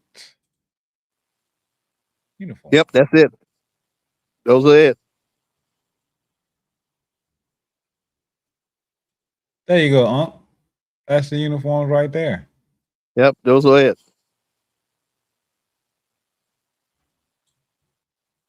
That's the old box. Yes. Oh, I mean, the stories I could tell you about the old box. I mean, yeah, I don't think we got enough time tonight to even talk about this. So, man, the old box was rocking. Tiger Mark says, ask Carla Cat what position he played and what team and opposing pitcher was the toughest they faced during his playing days. Oh, I didn't play. Yeah, he didn't. I'm Carla just said Carla Cat didn't play against didn't play for LSU. Carla Cat's just a major super fan, like one of the most famous fans around LSU. Plain and simple. they people think I played. Yeah, it's funny. This is how close to the team that you are. But man, I mean, it really. I mean, I remember Mississippi State series. I mean, we had people on the field like on the side on the infield, which they sold so many tickets. We had to watch down the line, make sure nobody gets hit by a foul ball and stuff. Yeah, I mean, that's a danger I think, box. yeah, because I think the box held like 7,000. I think they probably squeezed about 10,000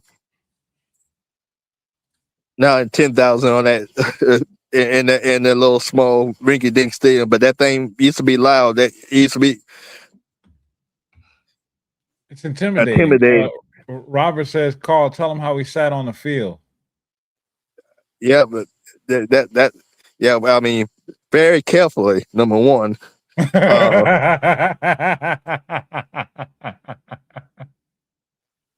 I mean, down the left field line and down the right field line. I mean, he does pray to God that a line drive didn't come in and smoked us. You better not be trying to get a sip of your cup. You better be having a head on a swivel. Yeah. You better be staring at the pitcher and the batter. Like, you better be watching the game. Thank God they didn't have cell phones back then, because y'all would have been in trouble.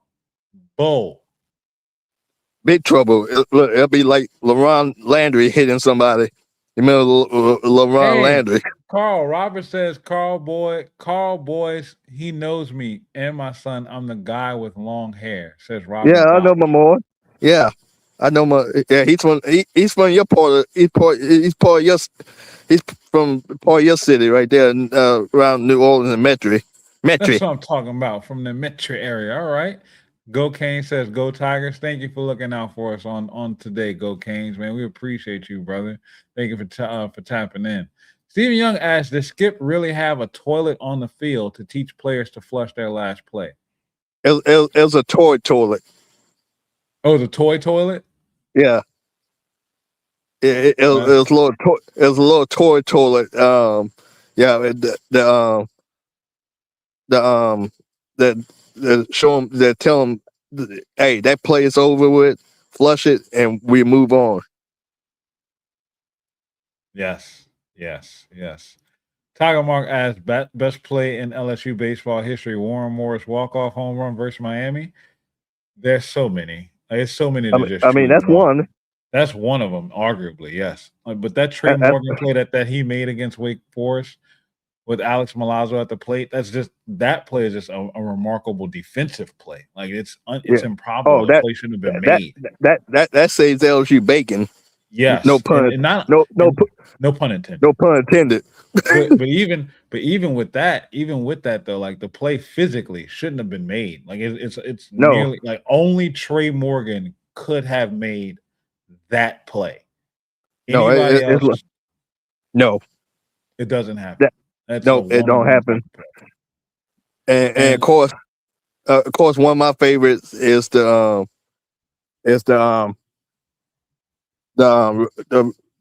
rally possum game.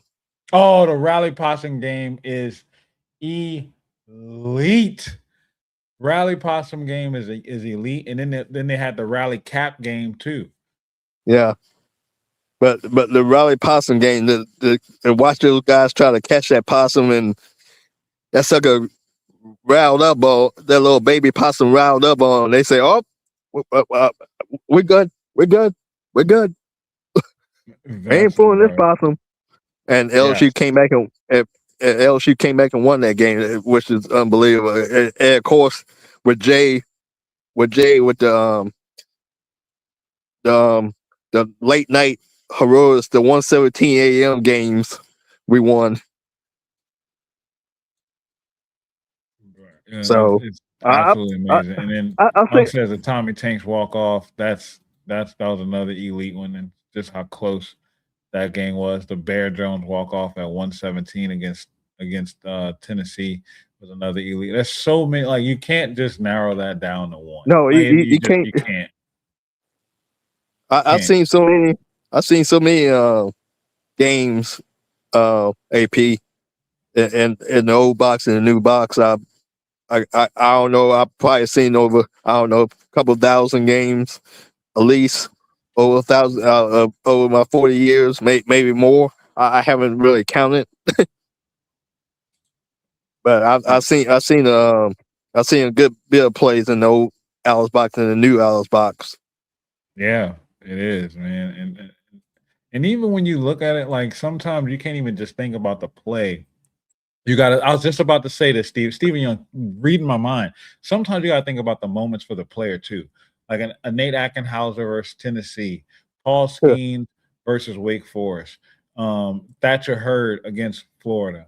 Like those, Dylan, not Kason Evans last year in Omaha, period. You know, Riley Cooper and the moments he had in Omaha as well.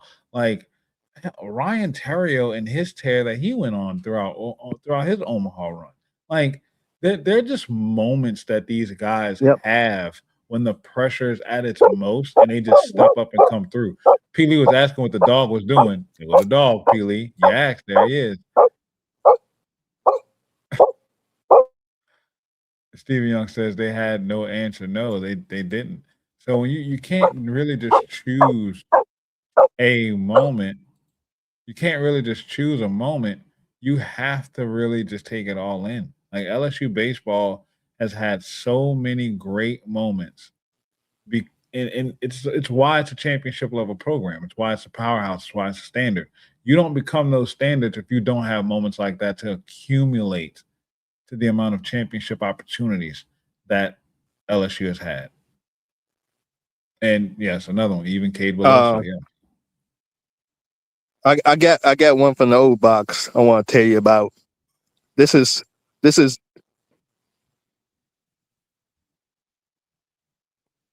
this is this is a regional. I don't know. You remember about the Georgia Tech game? I don't know. You ever remember hearing about the Georgia Tech game in the regional? This is the year. This is from the year Warren Morris. I think it's the same year Warren Morris hit the game winner against Miami and stuff. So they was down. They scored 18 runs in one inning.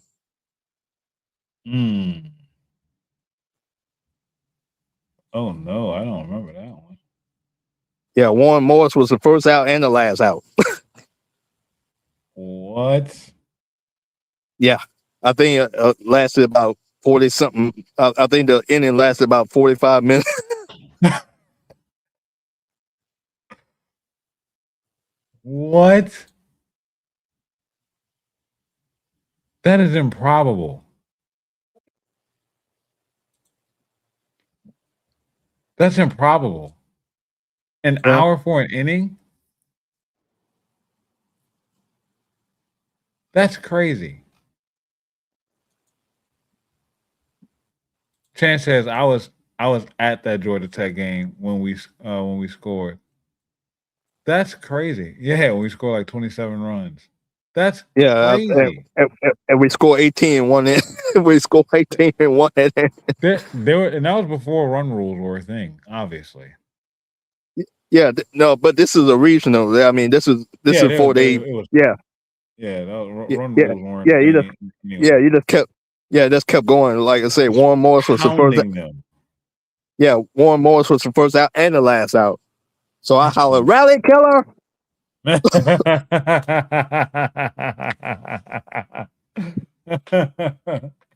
That's insane, man. That's absolutely insane. 18 runs in an inning. Yep. Huh. That's beautiful. Chance says Georgia Tech was totally depleted of pitchers. I can believe it. I can believe it, man. Like I said, I got stories for days. AP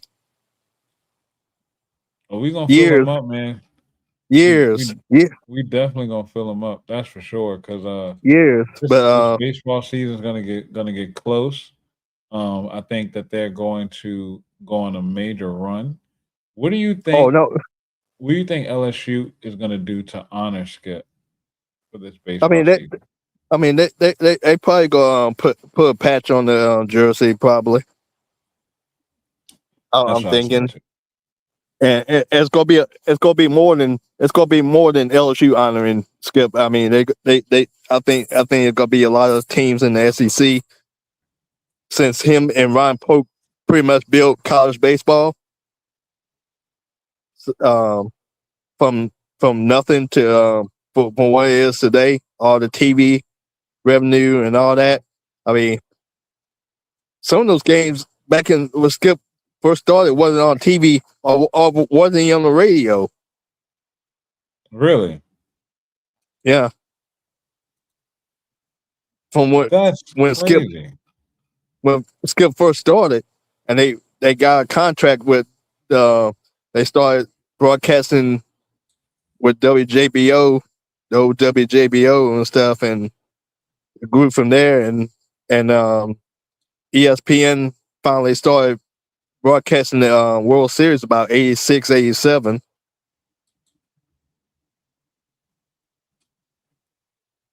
That's crazy.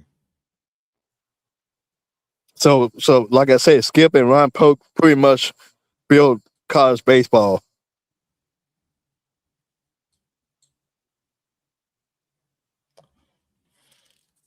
You got to shout out the legends, man. Like, um, and also I want to shout out Mississippi State. I know I said it earlier. They definitely respect all of LSU and what Skip had in that rivalry that they had together, and I mean, it was beautiful to see. Ron Polk uh, played him and Skip went 70 times. You saw I don't know, you saw his quote and stuff. They say they went 70 and they tied at 35, 35, 35. That's crazy. That's absolutely insane. That's an insane stat. They faced each other 70 times over the years. So, I mean, Skip, I mean, like I said, Skip was not just on Louisiana baseball, on national baseball, at collegiate baseball. I mean, he's in the College Baseball Hall of Fame, the Louisiana Sports Hall of Fame, the LSU Hall of Fame, any kind of Hall of Fame Skip's in. At this point, they just need to rename the Hall of Fame after him. He's worth True. it. He's worth it. At one time, they was thinking about putting the College Hall of Fame down here in Baton Rouge, but they put it in. I forgot where they put it at now. I forgot where they got the College Baseball Hall of Fame at now, because they moved it around a couple of times where they was trying to find a spot for it. It is in Overland Park, Kansas, Yep. Kansas. of all Really? places. Really? Kansas. Kansas. I mean, it's like the NFL. It's like the NFL having their Hall of Fame in Canton, Ohio. Yeah. I'm pretty sure that there's a good story behind it, but like, Yeah. I know. I don't Yeah. understand why Overland Park, Kansas, gets the college baseball Hall of Fame. That's so random. Hey, I bet that bus looked better than Drew Brees's. Oh, don't get me started on the Grandpa Drew. Grandpa Drew. Paw Breeze and his bus, man. Wow. Paw Breeze. We got old man Drew looking like Steve Rogers, who handed over the shield to Winter Soldier in Canton, Ohio. That's what his bus looked like. So disappointing. Like, do better, NFL. I'm Like, gonna say do better, huh? do better, man. Do Luke better, man. Luke Kuechly's looked like him. Spot on. Spot on. But I think it was just another way to just kind of throw a nice little subtle jab to Saints fan. Chance Babin asked Carl Cat, imagine if Ron Frazier had moved to AD at Miami. How many natties would Skip have won there? Huh. A few. He'd probably be like saving Alabama. Probably he'd be like saving Alabama. Probably. You think he'd be like that in Miami? Yeah, I think so because Miami was a hotbed back then of college baseball, and with Skip's knowledge and stuff. This is the man who pulled off the hidden ball trick against Washington State in College World Series. Break that play down for me, Carl. I think it was like 85, 84, 85.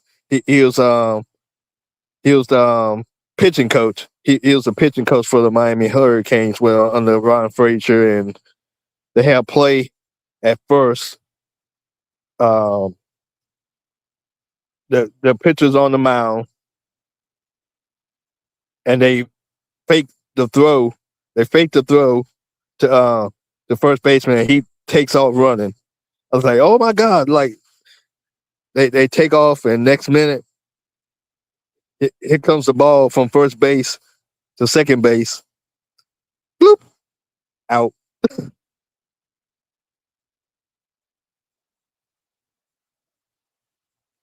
That's fire. That's fire. Trick play was against Wichita State. Chance says he won one there as an assistant coach, but was really the coach. That's insane.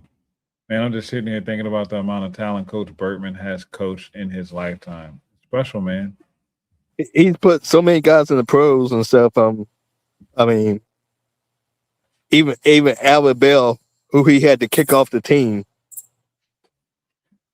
Chance Babin mentioned that earlier, that they would have won one during that season, but he had to kick Albert Bell off the team. Oh, they would have won 87, hands down. Why did they have to kick Albert Bell off the team? A little incident at Mississippi State.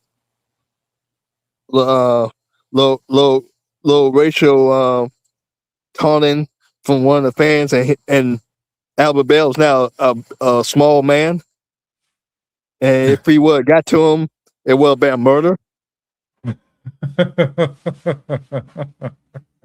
Because he went in there, he went in there, grabbed a 2x4, and he was about to do business on him.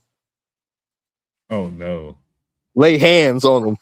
It was going to be a baptismal experience, huh? Look, not in the name of Jesus either. It's going to be a baptismal type experience. I hear that. Yeah. I hear that. And Carl, look, this has been great.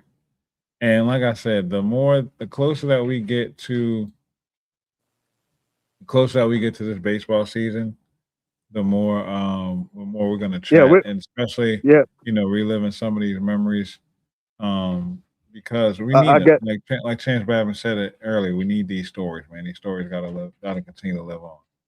I got so many stories I've seen over the years of LSU baseball. I mean, Skip brought.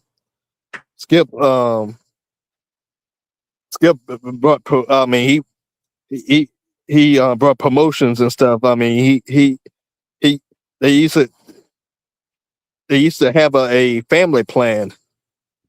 A family of 4 could go to a baseball game for $50. A family of 4 go to a baseball game for $50? Yep. This is when he first started. I need that family plan to come back now. $50. What are we talking about? $50. Oh, David, Carl has stories, brother. I Yes, got David says, I stories. didn't know Carl had baseball stories like that. Yes, Carl has stories, man. Carl I is mean, the baseball legend. look, they used to give away used cars. Come on now. Hold on. Wait. He used Skip, to give away Skip, used cars. yeah, he had a promotion to give away a used car. How would this promotion work? I think like a raffle and stuff. Like I said, Skip was the master of promotions, man. Kiss the pig night. They had the ball players. They had the ball players play musical chairs. Whoever loses had to kiss the pig. Ah, that's crazy. That's absolutely insane. Uh, he tried to get as a guy he had down in Miami called Captain Dynamite. You know, Captain Dynamite. He put himself in a box and you know pretty much blow himself up. But I mean, he never got hurt or anything. So, but he was gonna try to bring him the Baton Rouge for a promotional thing. But of course, the city stopped that and said, "Oh no, we ain't signed off on this one." That's absolutely crazy. Yeah, that's shout And out Tiger Mark. No, go ahead, Carl. I'm sorry. he brought in a San Diego chicken one time. San Diego chicken. Yeah, he was a mascot for the San Diego Padres. Oh, okay. All right. So they brought him in for. Yeah. Skip was pulling out all the stops. Look, he was trying to get people in the stands. Look, he said, I mean, he said when he first started, he can count how many people was in the stand. That's insane. Yeah, he used to stand up there and count. I remember those stories of people saying that. That's insane. Tiger Mark says, guys, I just realized that we lost two legendary baseball coaches from the state of Louisiana in the same year. Our coach Skip Bertman and Southern University, Roger Cador, rest in peace, Coach Yep. SB and RC. Yes. And the funny thing is, and the Carl. funny thing, No, go ahead, Carl. Yeah, and the funny thing is that he gave a eulogy to Roger Cador a few weeks ago. Oh yeah, he did. How ironic is that? That's crazy. That's crazy. I'm looking at David. David's question. David asked Carl if he ever had been coming to the stands and ask him if his hot chocolate was hot enough. I don't think Ben did, but yeah, he sent one of his assistant coaches. Yeah, the third base coach, huh? Yeah, that was Mike. Actually, it was Mike Bianco. Yeah, it was Mike Bianco. Mike Bianco was talking about that earlier. Yeah, that's crazy. Skip was always about making the fans interaction with the fans and make sure everything's good with them. Like I said, he had a $50 family of four plan when he first started for college baseball. $50, 4 people. Think about that. You can't do that now. Oh, hell no. Stephen Young says in the chat, a few years ago, I got tickets in Hoover for $18 each, and that was for a whole day of games. Now they're like $125. Yep. Chance says Skip was the Barnum and Bailey circus promoter. And then Chance Babin says, on a side note, USL had the fabulous Cajun chicken as a mascot. He was funny AF. Tiger Mark ask Carl about the Paul Bird story and if he's familiar with it. Hey Bird, give me the ball. Yeah, yeah, he always told his players, yeah, he said, it's not your fault, it's my fault for recruiting you.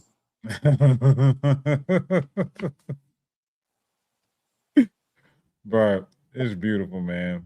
Like this is what I want this show to end up being tonight, man. I wanted to talk about some of these old stories and relive some of Skip's best memories, man. And P. Lee says P. Lee said it earlier in the chat. It's the dog stream. He got it. It's a dog stream now. He got it. So, P. Lee, man, shout out. Chance, thank you, man. Chance says, good night, gents. Thank you for tapping in tonight, Chance. Next time you come hop on the calls too, Chance. Come have some fun with us. But look, Uncle Randy's tapped in. I'm gonna go ahead and get Uncle in here real quick. We've been running for 2 hours. Let's go ahead and get a chance in here. Yeah, Thank you so much. Yeah, let's get somebody else in. I think I talked enough and told enough stories for right now. But I like I said, I got plenty in the tank. Oh yeah, I know. I'll pull you out the bullpen if I need a pinch. I'm like the reliever. I'm like Matty out. I'm like Matty out when he was his freshman year. Absolutely, man. Absolutely. You have a good night. You too, man. Thank you, man. Great stories, brother. Thank you so much. Shout out Tiger Mark. I love it. LOL. I should have never recruited you. So it's so funny, man. Franco, thank you so much. Franco says I can hear you all day, every very underrated podcast. Thank you, man. I definitely appreciate that, Franco. Look, man, we do things differently over here. We're building a community of people, and this interactions with what I love and live for, man. This is how I want this podcast to be. I want everybody to have a part and have a say so in the conversation. I'm just going to be here presenting information, and then we're going to get to it, man. Peely says, great stories, Carl. Great stories. Absolutely, man. Uncle Randy Jones is in the building. What's going on, Unc? How you feeling, man?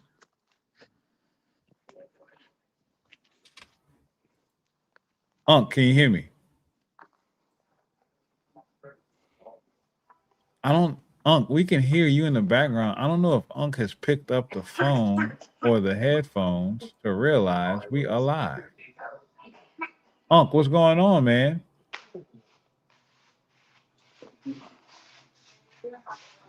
You must have put the phone. Unc, can you hear us?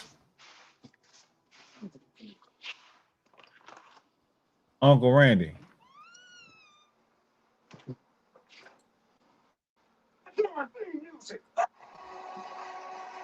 How is he restarting the stream? Unc, can you hear us?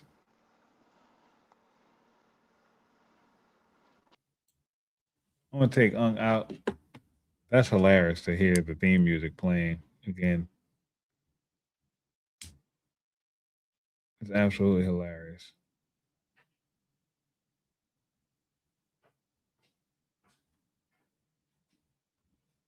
Let me see if we can get Unc. It's called making an entrance.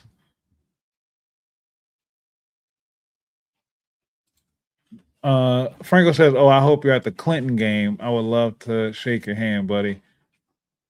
Not which Clinton game? Which Clinton game? I'd love to shake your hand too, man. P. Lee, what up, big dog? Fresh off work. What's happening with you, bro? I'd love to shake your hand. I had to finish eating, my bad. How you good? Where you ended up getting food from? Not Cane's. It took that line was like 9 cars deep. That line was insanely like out of pocket. No, I'm not gonna lie. Cane's be having some of the most ridiculous drive-through lines. Like it's not even, and and it's not even like one of those reasonable long lines. It's No. like, bro, like this ain't new. Why is it? Neither. Fried Why y'all chicken, this fried packed? fried fries, put it in the box, leave the slaw off, give me extra toast. That's it. And give me a drink so I can sip on my way home. Like that's all I need. Everything. You know what I'm Everything. saying? Oh, that's all. That's all I need. That's all I Oh need. man. And I mean the lines be ridiculous, bro. The lines be absolutely ridiculous every time. It's my fault for doing that on a Friday. I should have known better. But I mean it's Skip we, Bertman Day. we had to move on. We had to move on. Oh yeah.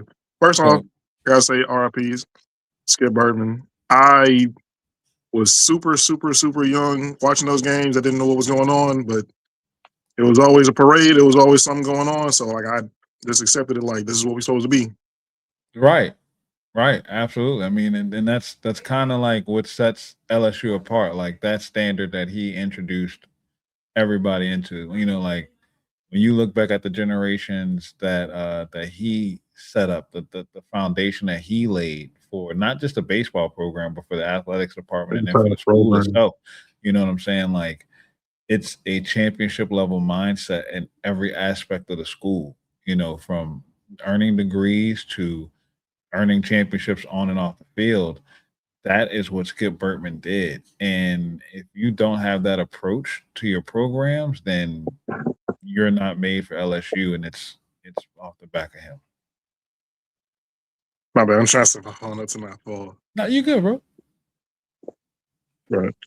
I just want to check in and say what's up, man. No, I love the Rick and Morty shirt. Oh no, is that Rick and Morty? This, No, that's not Rick and Morty. What is that? I'm watching Rick and Morty on TV actually. Funny No, enough. okay, that's bad.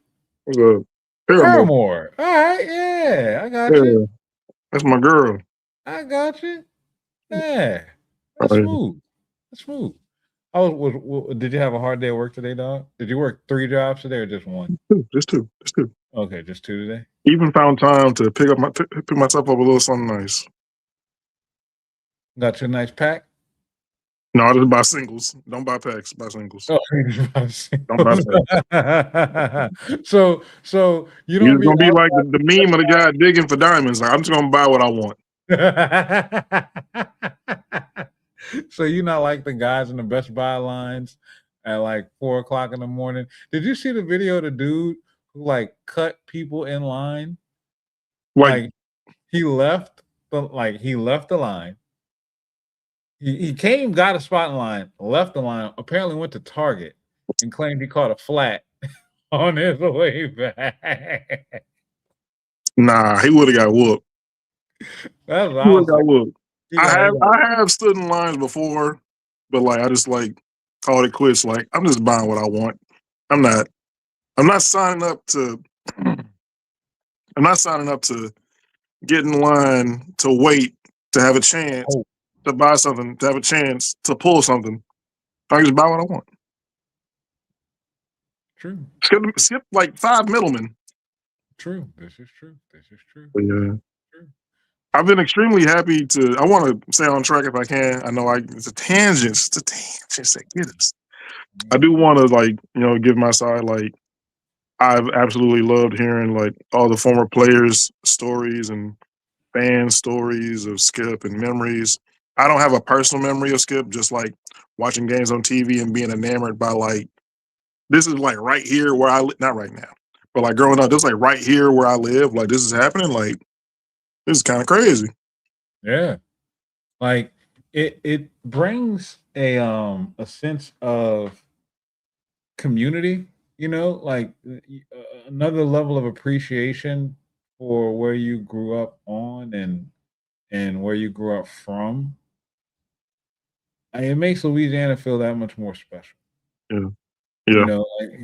Like Skip was from Miami. Pride. Right. Like Skip Bertman was from Miami, and that's why I made the thumbnails. The thumbnail is Skip Bertman Rouge because he built Baton Rouge off his back, man. Yeah. Like, what would Baton Rouge be without Skip Bertman? Like how much of a flagship would LSU be without Skip Bertman? I have my own personal. I don't see eye to eye with people that like choose to still openly love Nick Saban. I have my own personal feelings about that, but like without Skip, there is no Nick. Without Nick, there is no, like foundation for what we have and what we're still reaping the benefits from right now. And I do appreciate that, but like I feel a certain type of way when like you say you made you say it was a mistake and you've been whooping up on my head for 20 years. Well, I I feel a mean, certain look, type of way. I mean, it was a mistake, but the man still had a job to do. Uh, Like, Okay. the man still had a job to do. I get it. I Trust mean, me. them I 17 mean, and years, look, them 17 years ain't look, going away. look at it like this. Look at it like this. He's trying to make amends. That's why he sent Lane over here. Okay, that's how I took it. Like once Lane said the GOAT certified LSU is the place he needed to be, tip of the cap to you, my good man. You mean to tell me you spent 15 years at Alabama? You won all them national championships? I don't care how many. It was more than what it should have been. We loaned him. So you spent all them years over there. You won all them national championships, but the best job is in Baton Rouge. Biggest mistake that you made, your biggest regret, is not. Don't wait on Kalen DeBoer to get fired. Matter of fact, I'm gonna help you. I I'm need gonna him to help stay you. employed. I feel like it's So gonna think work about out it. for us. Think about this. This I has need been my Jerry secret. Jones to live a long life, and This I is my need Kellen DeBoer secret. to stay This employed. is my secret conspiracy theory. Didn't you think it was real funny that after losing 4 games, Kalen DeBoer got an extension right after Lane Kiffin took the LSU job? I was born that night. One more last night. I'm just saying. Nick might be trying to pull some strings to help us out here. I mean, this is just me. I'm here for it. I ain't gotta like it. I'm here for it. Look, But look. and I'm not saying like it either. I'm not saying like it. 2008, 2009, 2011. Well, half of 2011, 2012, 2013, 2014, 2015, 16, 17, 18, 20, 21, 23. You see what I'm saying? You see what I'm saying? You see what I'm saying? I'm just saying. Like we got Lane. Man. I'm hurt. We got Lane. We got Lane. Here's the thing. And even with all those rings, right? Even with all those rings, his first love was still his best love. Says a lot about you, Alabama. It's easy to say that when you got you know what I'm saying? It's easy to say we got that. Ours too, and that's why I'm like, yes. Ours mean more. Ours mean exactly. more. Like, because it's like we have moments. We have more moments. Right. You left us, and guess what? Look at what we still did without you. We don't need you. He's trying to backdoor the statue. He's trying to backdoor the statue. Yeah, that's what it is. Look, you're not about to. I listened to that. I listened to that Louisiana Hall of Fame speech. He trying to backdoor the like you can't have two. You get one. You're not. You got yours. You got your big goofy shoes over in Tuscaloosa. I said it the way I said it over in Tuscaloosa. You got it over there. Keep doing your big flip flop clown shoes over there, looking like it's straight out of a cartoon. I'm talking about bad statues. That animated statue that came to life for Nick Saban is an absolute atrocity. But you got what you deserved. That's what your statue. There's some big shoes to fill. Literally. You got it. Literally. You got it. Literally. You're staying right there. Now, even with all that said, feet firmly planted. Literally, firmly planted, placed prominently, clap in. You got what you deserve. We have our shine. You had nothing to do with 2019, sir. You got 6, but we got 7. You got 7, but we got 2019. That trumps it all. Everything. Got nothing to do with that one, my guy. How about that? We got the most immaculate. You're actually a footnote. Think about that. As great as you are, you're a footnote in the story of 2019. Nobody even talk about that Alabama game. We got the talk most. about it because we That went on a game roll really and was we a blowout, ran but y'all up. like Yeah, we ran that y'all up game, in the first it half. really Just was like, a blowout. Everybody knows. Everybody accepts it as yeah, that. That's the craziest like, thing.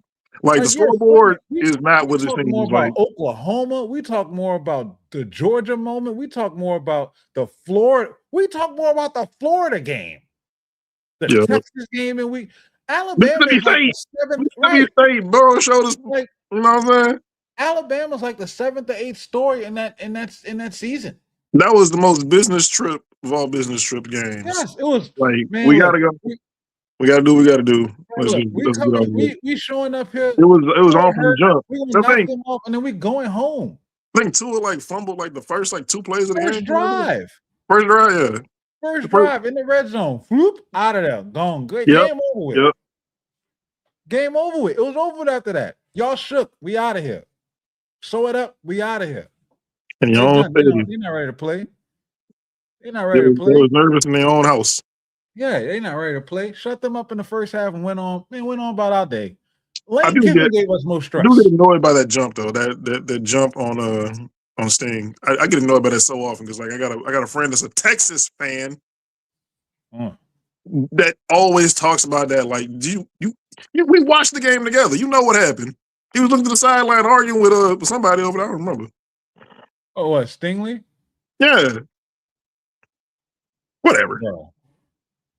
But like I said, we got ours. We got our moments. We got arguably the greatest. Like, I don't know. 07 is crazy to me still. Like, we got the craziest like improbable comeback to like. It's like LSU. It's LSU. Yes. It's the only way that you can sum it up. It's either we're gonna go out in a blaze of glory, or we're gonna make one hell of a story. Literally. Like, it's gonna be something epic every time. The only you gonna know we was here. team. You gonna know we was here. Right. For better or worse. Right. Everybody said you shouldn't have made it, and then we go to the game, and then it's not even close. As a 2-loss team, like, how drunk is that? Like, that's the most LSU thing possible. It really is. So yeah, like, let them talk, let them have it. I have no ill feelings, no ill will.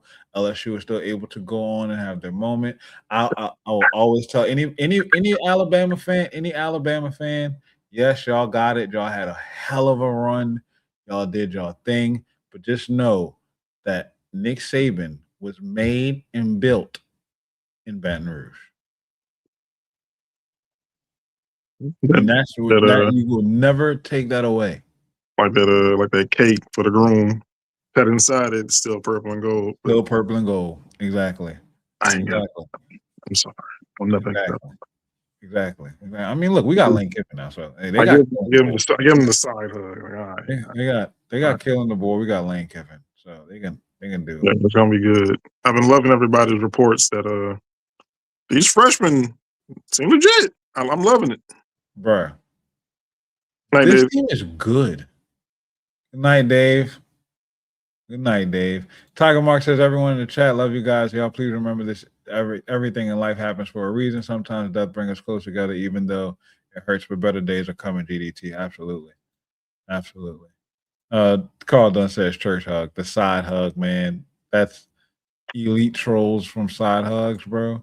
It's so I have good. a quick funny story. There was I don't remember what year it was, but it was whenever the Eddie Robinson museum opened up in Grambling.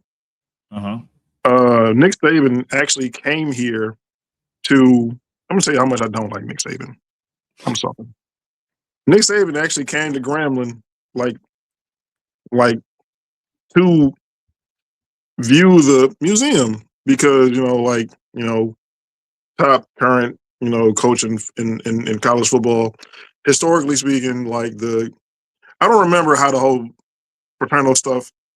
Don't at me. I don't remember how that works out, but like, Eddie Robinson was the winningest, is the winningest coach in college football history.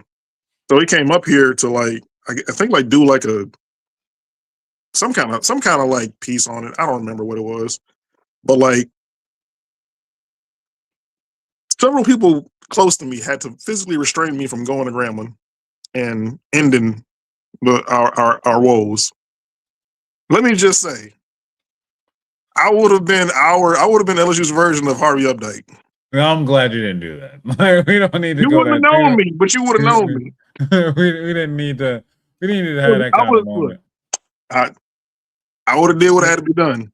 We Would have did what had to be done. look. I'm 6'3", he's 5'8". You do them what is it saying, like 5'8", 5'7"? Yeah, you're like 5'9", 5'8". You do the man.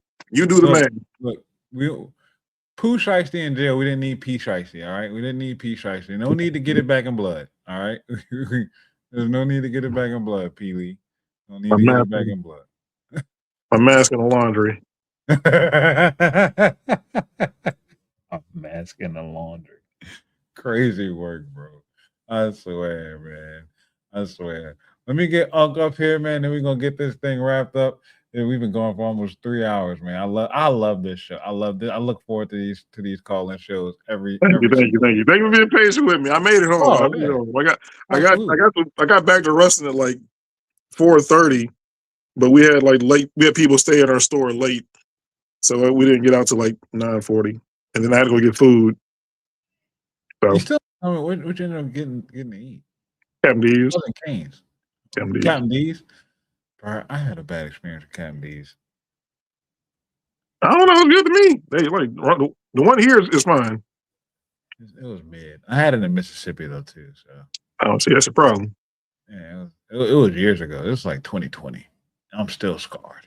Don't go back. Just let it. I haven't. I just let it go. I see Captain D's now, and I just keep on pushing. Captain Peace. Long John Silver's. Where you at? Yeah. I'm gonna hop off. I'm gonna hop back in chat. All right, P. Lee. Appreciate it, brother. Later. Unc, man, you got your sound ready? You good? Unc, what's going on, man?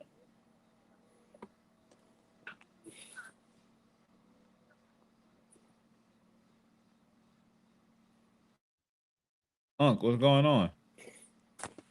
Hey, can you hear me? Yeah, I can hear you now. I was about to say. I was just about to text you. Can you hear me? Can you hear me? Yeah, I can hear you. Can you hear me? I can't hear you for some reason. All right. I'm going to take you out and hop right back in, okay?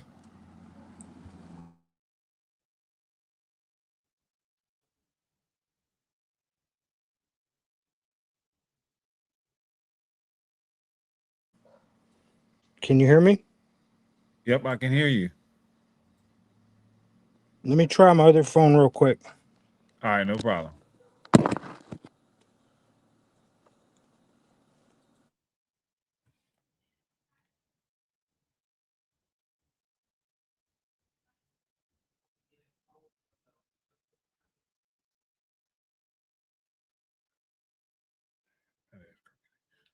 Peely says, no, his volume. I don't know if his volume is down.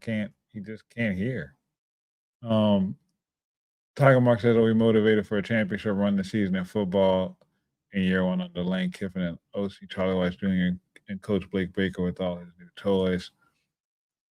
If you're asking if we're motivated for it, yeah, but realistically, I don't know if it's going to happen. We have to see the depth play. Steve Young says, Carl, at least pass it on to your children. That ensures the legend doesn't die. Yes, absolutely. All right, let's see if we can. All right, how are we looking? Can you hear me? We can see your camera kind of moving. Turn your volume up. Can you hear me? Yeah, I can hear you perfect. Can you hear me? Hello? Can you hear me? We can hear you. AP, can you hear me? Yes. We can hear you, Unc. Hello? We are here. We are live. We can hear you. Even P. Lee says in the chat, we hear you well, Unc. Hello. We can hear the dog barking in the background.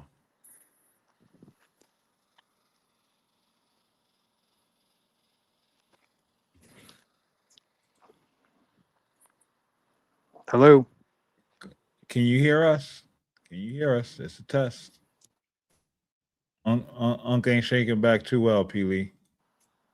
Unc ain't shaking back too well. He losing his battle, brother.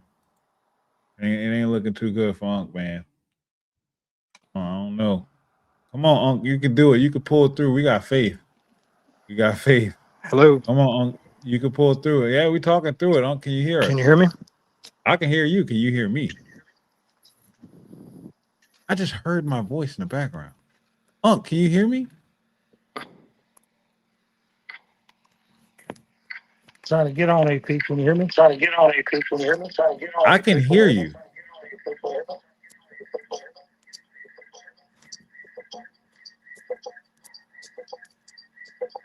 He just looped.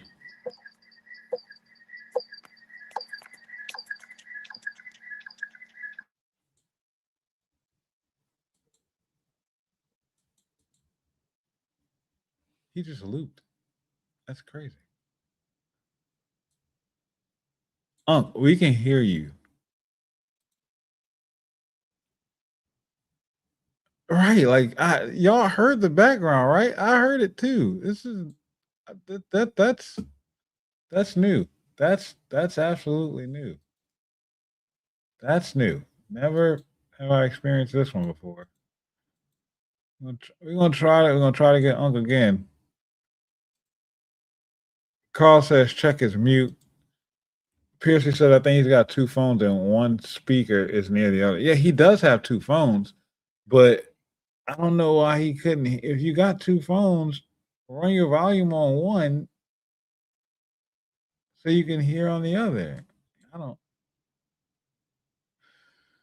know, Unc, but we're here, man. We are here. I'm gonna give you a little bit more time to try to get that back. I'm trying to go back out and in again when he calls back. Yeah, I'm gonna try to give him more time just to kind of get it give it another shot.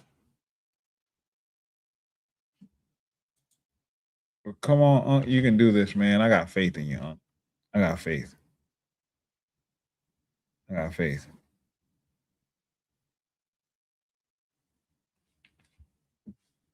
All right, there we go. Let's see. Can you hear me now? And we've been hearing you. Can you hear us? Is the question. I got you now. You can hear us now? I can hear you loud and clear. All right, good. See, we told you the faith was well deserved. Yeah, Unc's a hot mess tonight, as usual. No, you're not a hot mess, man. Everybody just have their moments of struggle. It's all right. How you feeling, Unc? Oh, I'm doing okay. Just enjoying the chat. That was a fabulous call from Carl the Cat. Yeah, man. Absolutely. Yeah. Absolutely. How's your Friday evening going for you, man?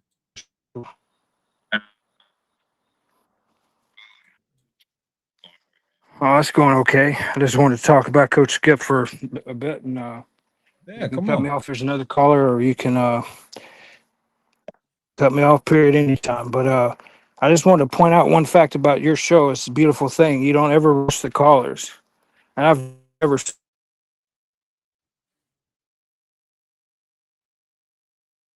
just cooking. Let them cook is my mentality. Yeah, So look. that's a beautiful thing. When the chef is in the kitchen, do you interrupt them? No, indeed. Exactly. You let the chef prepare the meal. That's for sure. Well, just a little bit about Coach Skip. I'm one of his biggest fans in the world, probably. That's why I'm an LSU fan. Basically, when I saw Hold the Rope documentary, I was all in. So, and that happened to be the same year that Paul Skeens and Tommy Tanks and Dylan Cruz and Trey Morgan and crew won the World Series. So that was a good time to go from being an LSU casual fan to a big fan. So Yeah. But the interesting thing about there's all kinds of interesting things about Skip, but on a personal note, He was born on, we have the same birthday, May 23rd. He was also born in the same year as my dad, which is 1938. Oh wow. I've got my dad into being a big Coach Skip fan too, the LSU baseball too, because he's a baseball. Oh, lost Unc to the service. Come on, tap back in, Unc. You were just about to start cooking. I smelt the roux. I knew that the Trinity had just hit the skillet. I heard it sizzle. I heard it. I heard it. I heard the butter hit the skillet. The Trinity got just added in. Unc was about to cook, man. I wonder if you what y'all don't know is the exactly Unc phone be dying.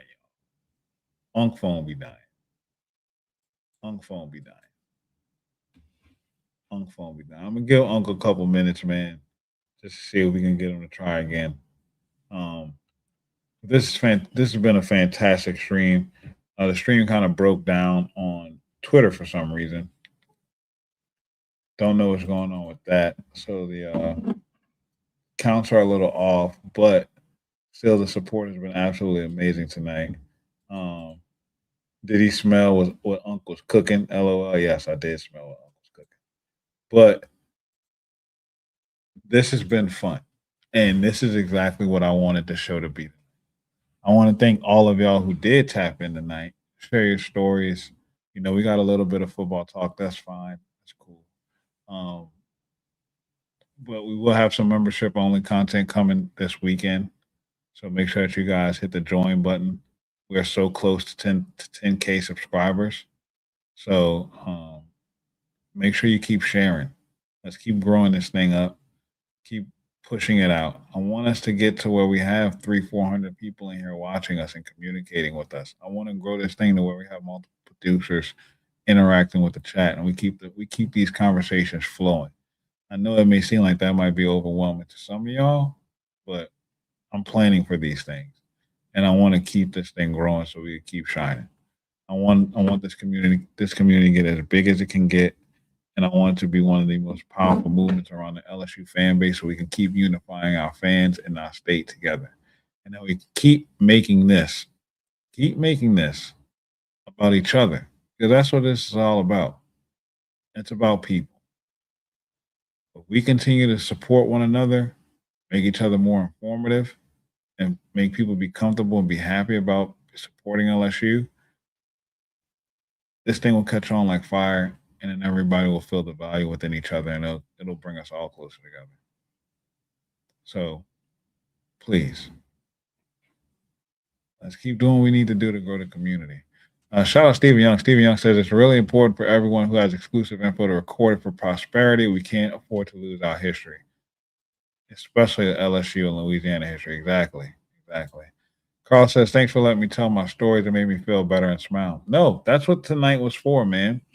It's just therapy. I needed to hear those stories. And I'm glad that you had the strength and courage enough to share those stories. So thank you so much, man. Tiger Mark says, AP, if the good Lord says the same, I can't wait for the call-in shows after the games coming this season to a network near you. After, I'm telling you, they're going to be lit. Franco, I know that you said you're on your way home and that you're asking if I was going to be at the Clemson game. I was invited to a tailgate. Not sure if I'm going to go because I want to be here for y'all. I'm going to be covering a lot of the games, and I'm going to be setting up the post games and to be done from a hotel, so we can get straight to it. So in the games where I have someone with me, I'm gonna probably leave early. I'm gonna probably leave from the press conference and just catch everything else. Do the post game recap. Let my partner catch the press conference, and then head back to the hotel so we can get everything set up. But our calling show is gonna be lit. Straight up, our calling show is about to be on 10. So, and remember, that's just for a couple home games. Cool. This is about to be an epic season. And I'm glad that we're a part of it. I was telling this to David Billy out a couple weeks ago. This is my first time jumping into this. And good Lord has opened up opportunities for me to be at practice already and then to be in the press box covering games. I don't think y'all understand. I might cry when I go get my press credential for the first time. And that's how much this means to me. This is an honor. This is a dream come true. To sit here and be sharing these moments with y'all, it's so beautiful for me, man. So thank y'all so much for every time this camera turns on, y'all show up. Thank y'all so much. Carla Cass says thanks to Mrs. AP. Absolutely.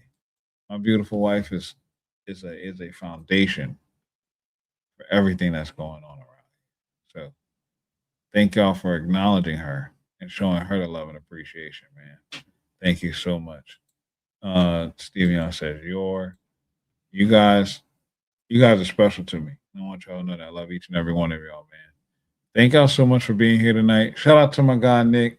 Nick wasn't able to tap in tonight. He had some things he had to take care of, but just know that we all love you and miss you, Nick. Can't wait till you're back next week, man. And hopefully by the time you tap back in on Monday, we'll be at 10K, and you gotta have a Kevin Folk jersey. So. Steven says you have a special talent. You're going places, my man. I'm just trusting God.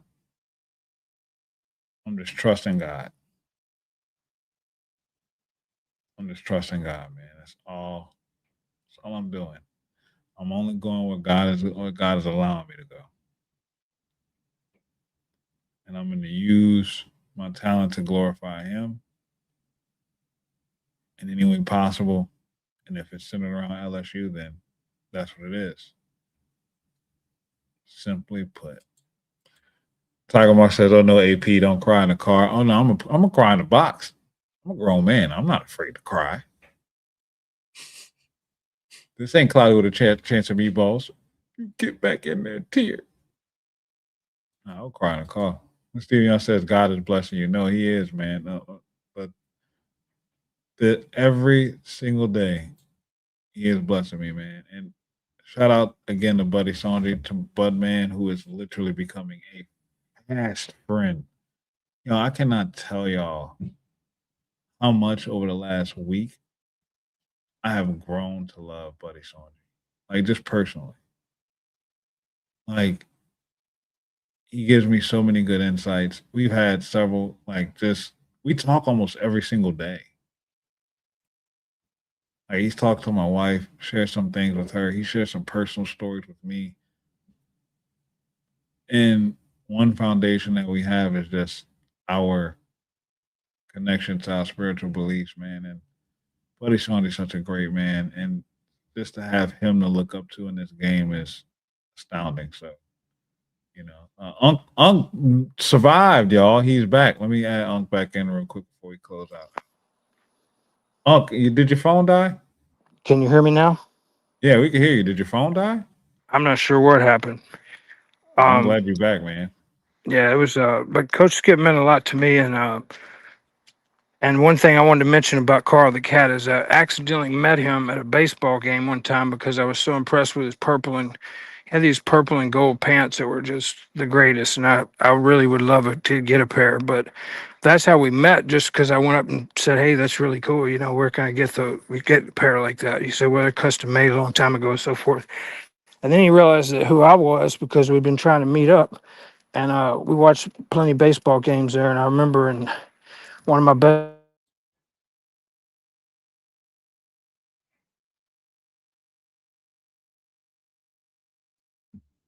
Not again. Unc, are you there? And it's like the internet, the service. Yeah, I got you. I got you now. There we go. All right, good. Keep pressing mute. Like I said, I Oh, met okay, Carl the okay. Cat, and we were watching the Ole Miss game. I mean, the Little Rock game. I got Ole Miss on my mind. I can't get it off my mind. We got to beat them week 3. But you and Tiger Mark, boy, y'all are on top of Ole Miss. I remember in 2025, the only time I was nervous all year was when we were down 5-1 to Little Rock in game 3. And I was sitting there with Carl the Cat, and we were watching it. And then Case and Evans went on that roll with 8 strikeouts in a row, or 9, whatever it was, and we ended up winning and smashed West Virginia. Then I drove, I don't know how many hours it was, 14, 18 hours to Omaha, got car trouble on the way, and it was so worth it, though, and got to see a national championship. So that's been the highlight of my career, for being a sports fan. I've been to the Masters. I've been watched the Rockets win the first championship in Houston after Houston never. We still only won 2 championships in any of the 3 major sports. So after all these years, and the colleges are shut out, of course, with the exception of one Rice baseball championship. But I wasn't a big fan of that, so it doesn't really count. But yeah, just so it's such a blessing to be an LSU fan. And like the first time I became a super fan was we won the basketball championship in 23 and the baseball championship in 23. And I'm like, this is incredible. So I'm a It big hits fan of Kim different. Mulkey, and of course I like the. Oh, it's incredible. And like I said, I've got 2 friends of mine that are big LSU fans, and they've always been telling me about it. And I've been kind of a casual fan, but uh, it's such a blessing to be an LSU fan, and I really enjoy your show. And this call-in show, I think, is going to be incredible during the football season. It's just No, going to man. really. I'm so proud of your progress. This progress is not just mine alone. Like this is y'all. Y'all play a major part in this. You know, the constant promotions, the sharing, the liking, the subscribing, the members. Like the being here whenever the camera turns on, catching the videos, having your notifications turned on, all that stuff helps. All that stuff helps. And I don't know where these subscribers are coming from and how, but y'all have been the blessing out of it all. I don't care if another person comes into the chat or not. Like just you guys showing up every time this camera comes on is enough for me. And the the community that we're growing, of course, I want it to grow because I think it's special. This is a special chat group, and everybody who comes in here and interacts always leaves out feeling a little bit better, and that's exactly what I want. You know, that this is a community of people, regardless of who they support. You know, but at the end of the day, we're gonna talk ball, have fun, and you're gonna learn something new. And then we're gonna go talk trash to the opposing fans. They're gonna have some fun, and we're gonna move on. That's what this is for, man. And I can't do any of this without any of y'all. Tiger Mark says right here, tell Unc we love him, and it's great to be a Tiger alongside of him. Please let him know, and God bless him. Absolutely, Got that's I exactly got one it. more comment on Carl the Cat that really warmed my heart. When I met him, I'm like, like I said, I'm not real talkative, but I'm like, I didn't even know who he was.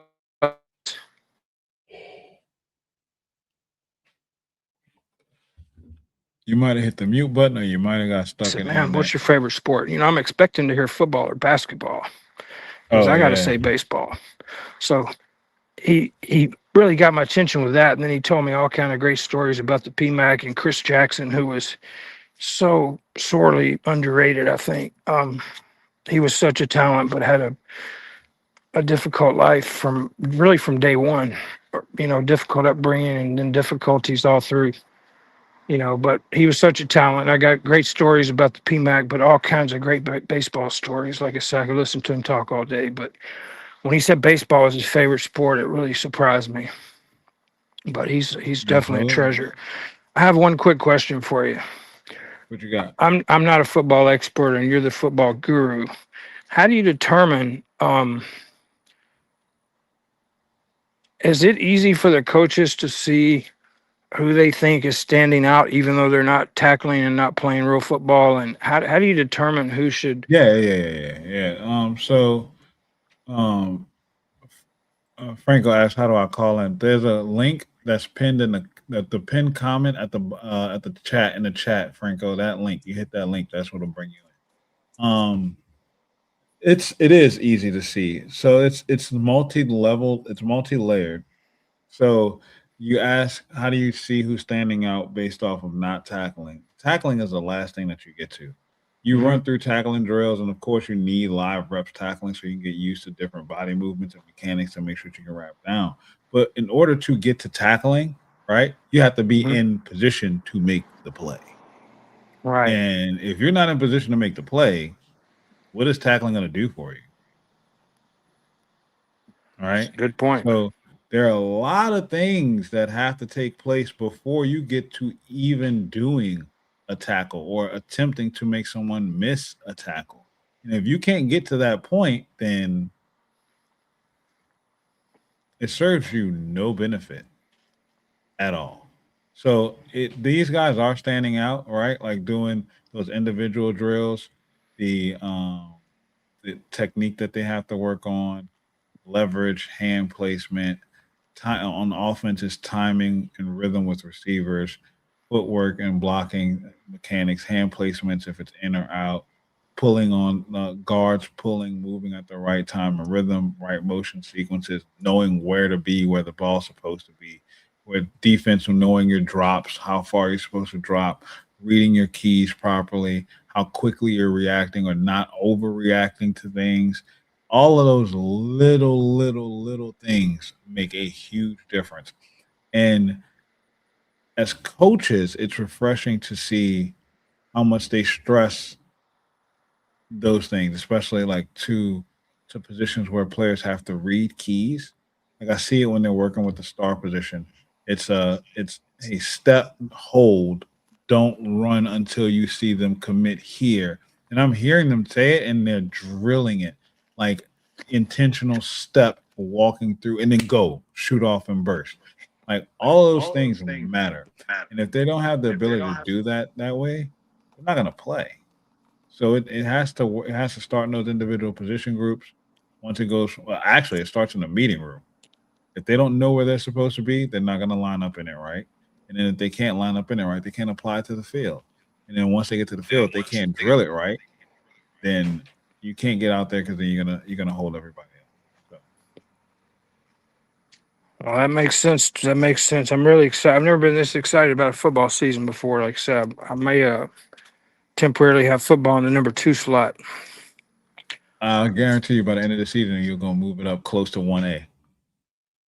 Oh, I think Unc phone has died. Stephen A tapped in again, but he has no devices connected. Franco says I'll call in next time. Next Friday, Franco. Next Friday. Make sure you call in. Stephen Young, what's going on, my man? You're muted right now. Steven, you there?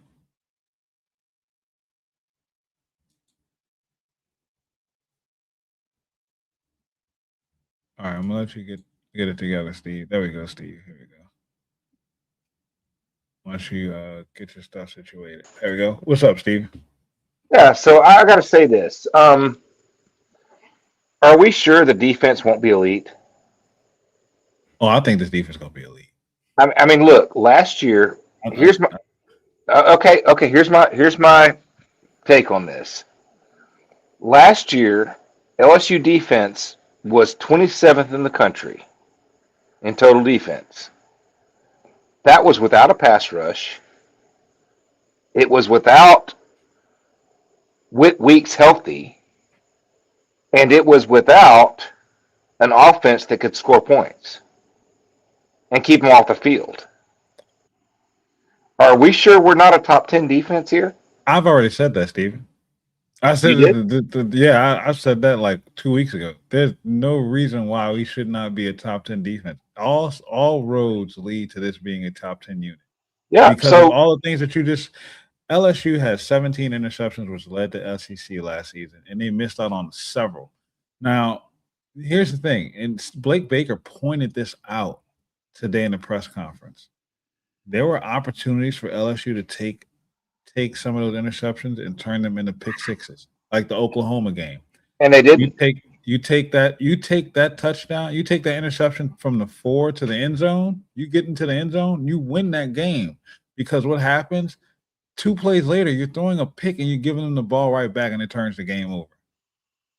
That was Yeah. the difference. And That look, was the Garrett difference. Garrett Nussmeier had a combination of two things, right?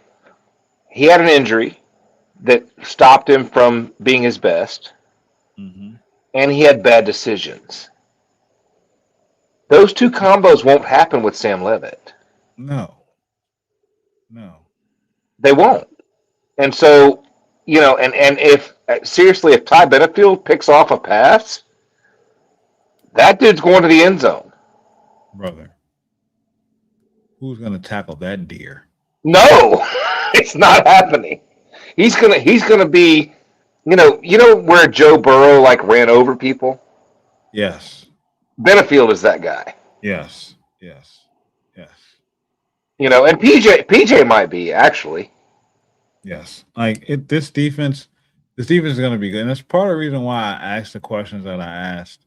To see, like if how I was thinking if Blake Baker was feeling the same way, and he all but confirmed it.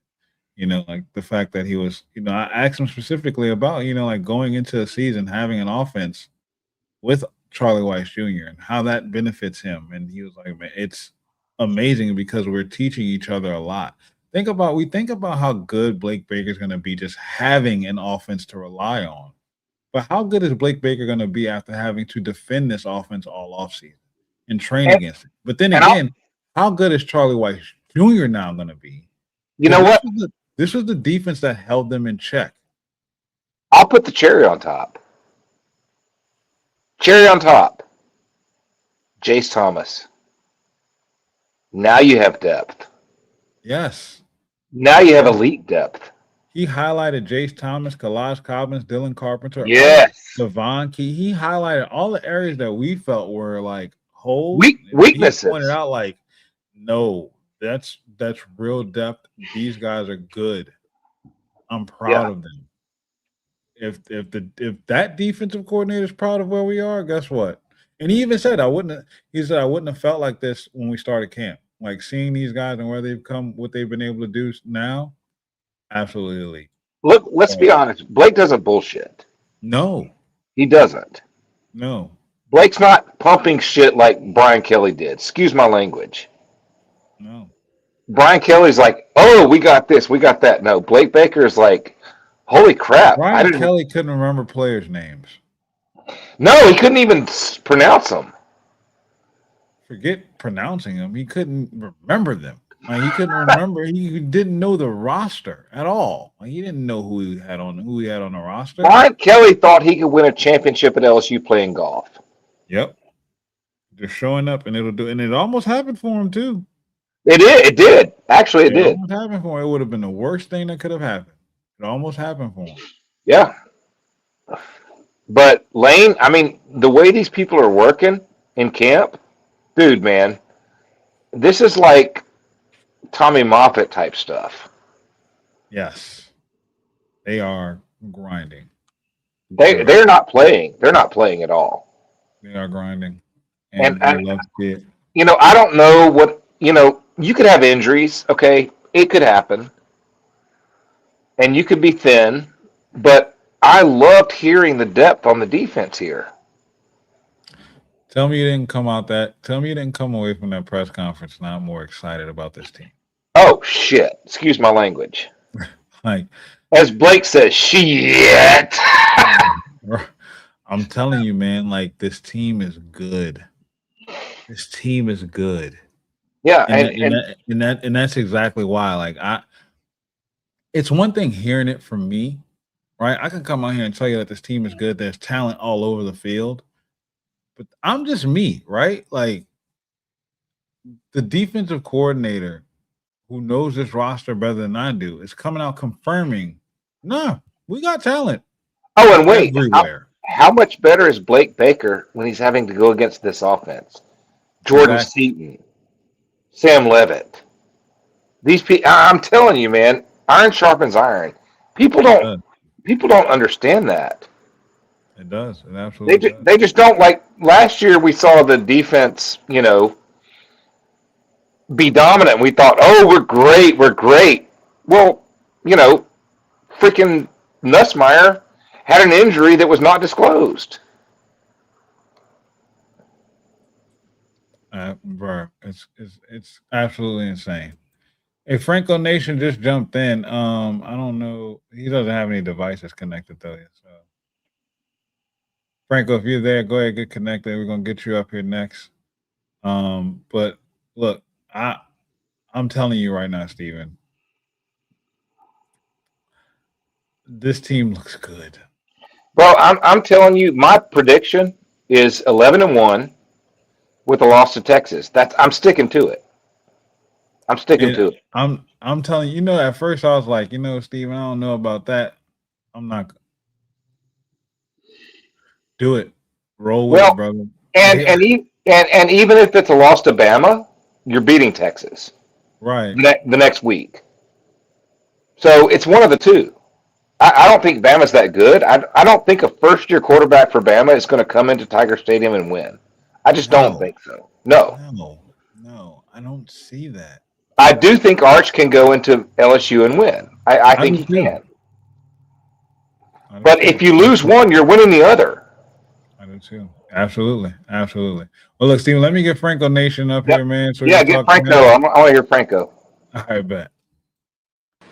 What up, Franco? What's going on, man? Thank you for joining in, brother. Yeah, I thought I'd just join in. Just, practice. Just got off work. Drove about 30 minutes. Just ate something.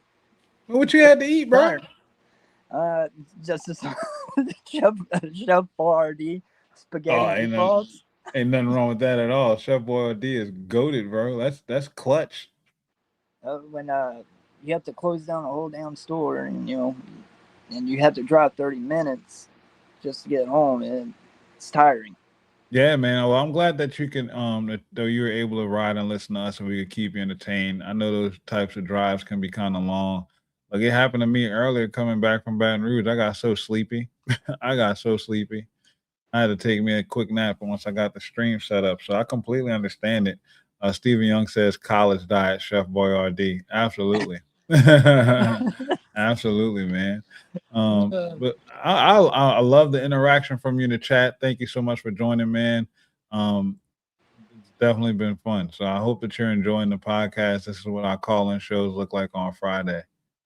Yeah, I actually do enjoy it. When it comes to LSU content, and there's just so much you can get. Yeah. That's out there, and then a lot of the shows either don't have a show on Friday or they're off on Saturdays, and then you're just trying to find something to listen to if you're driving or you're just bored out of your mind. Right. Right. So it's good to have content creators out there that does interact with their with the populace. Yep. That get involved with the fan base and community that they're growing. Absolutely. I will never turn my back on this community. I've been, like fans and in chats, and you see it like super chats, the ones that get highlighted, random people who show up all the time, they get highlighted. And it's like, I'm not that type of person. If you're taking the time to leave a comment, I want your comment to be displayed. I want you to see that you didn't just waste your time, because I appreciate that. That means something to me. That's portion of your life you can't get back. And I take that to heart because there was a moment when I was doing this, I had nobody in the chat. So you see all these chat messages popping off. You think I'm not going to get to them? You think I'm just going to leave them there and ignore them? No, that'll never be me. I can tell you this. My wife is an Aggie fan. Oh. That's what I told her. But she tries to watch content, and I'm gonna tell you this: LSU has one of the best content creators in general in the YouTube media and general media space altogether. And like, we bring more emotion when we talk about LSU. If you go hear a Texas A&M fan talk about A&M, it's not the same emotion. Right. No, you're right. It gets dull, and it's more them doing service words versus being themselves. And she even told me, like, y'all have better freaking content than we do. Yeah, because we're not cookie cutter. Like we actually love our team. Like we're more fans. And we start off as fans. We're not part of a cult. That's what Right, I tell her. and that part too. Like that's those culty allegations, they will never defeat.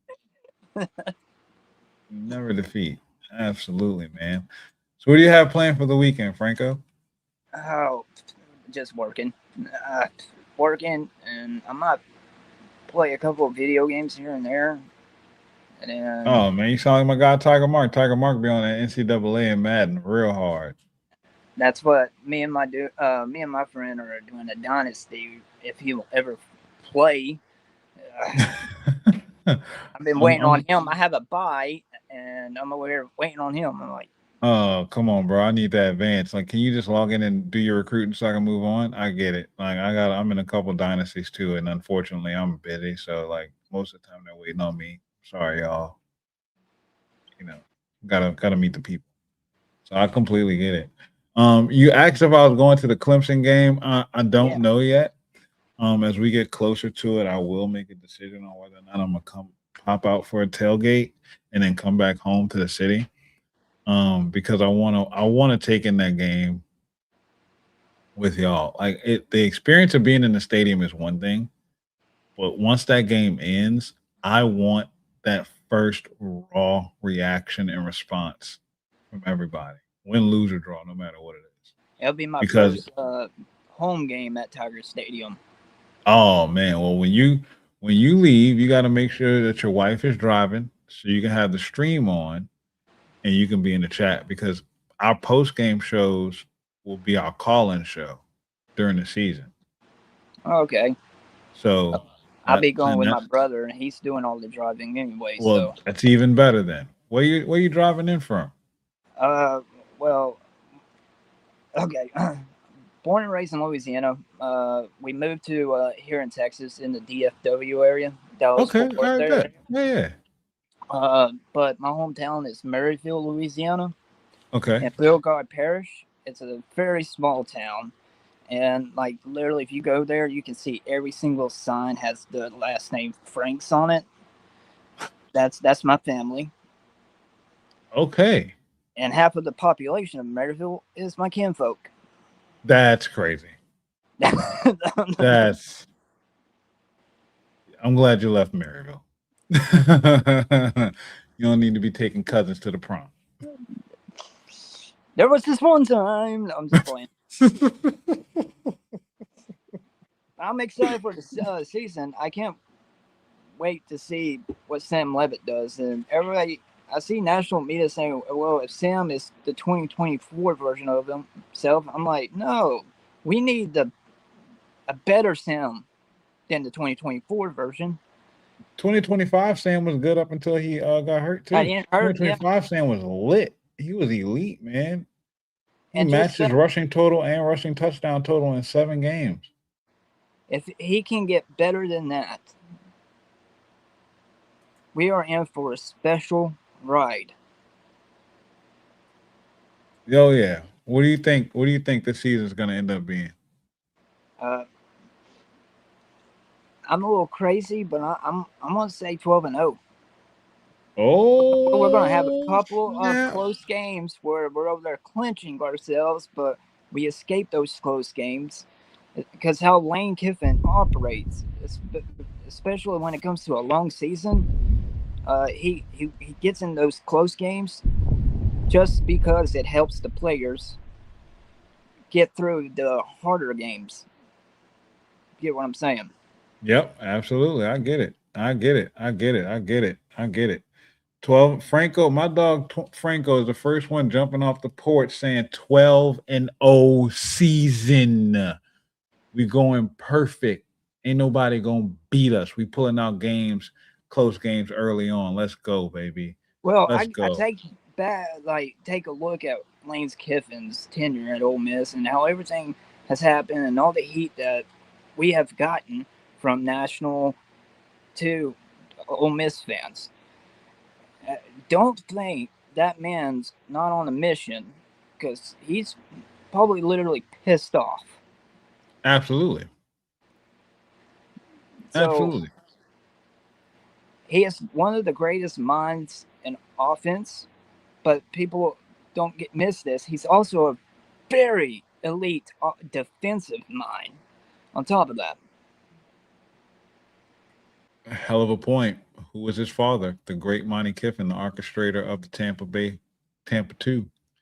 And he found ways to crack that defense. So, you know what? And at Gotta love it. SEC media days, when he was sitting there interviewing with the guys with Nick Saban, and even Nick Saban said, hey, "You'd be sitting there talking to me about defense, and you're supposed to be running the offense." Isn't that beautiful? Wasn't that beautiful to hear? Wasn't that beautiful to hear?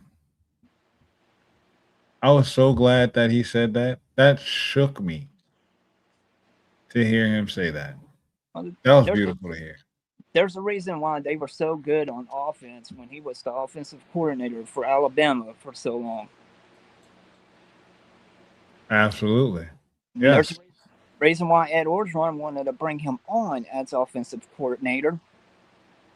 And there's a reason why Nick Saban stood in the way of that. Yeah.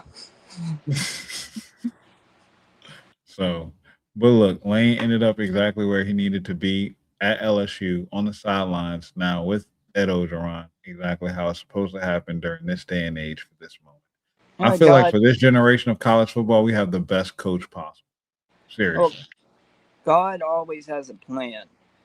And you might not think where you're at the moment. It's about the path of getting to that moment. Yes. Preach. Preach. I went to college, didn't do so well because English 1302 is not my forte. However, I met my wife. I have 2 beautiful children.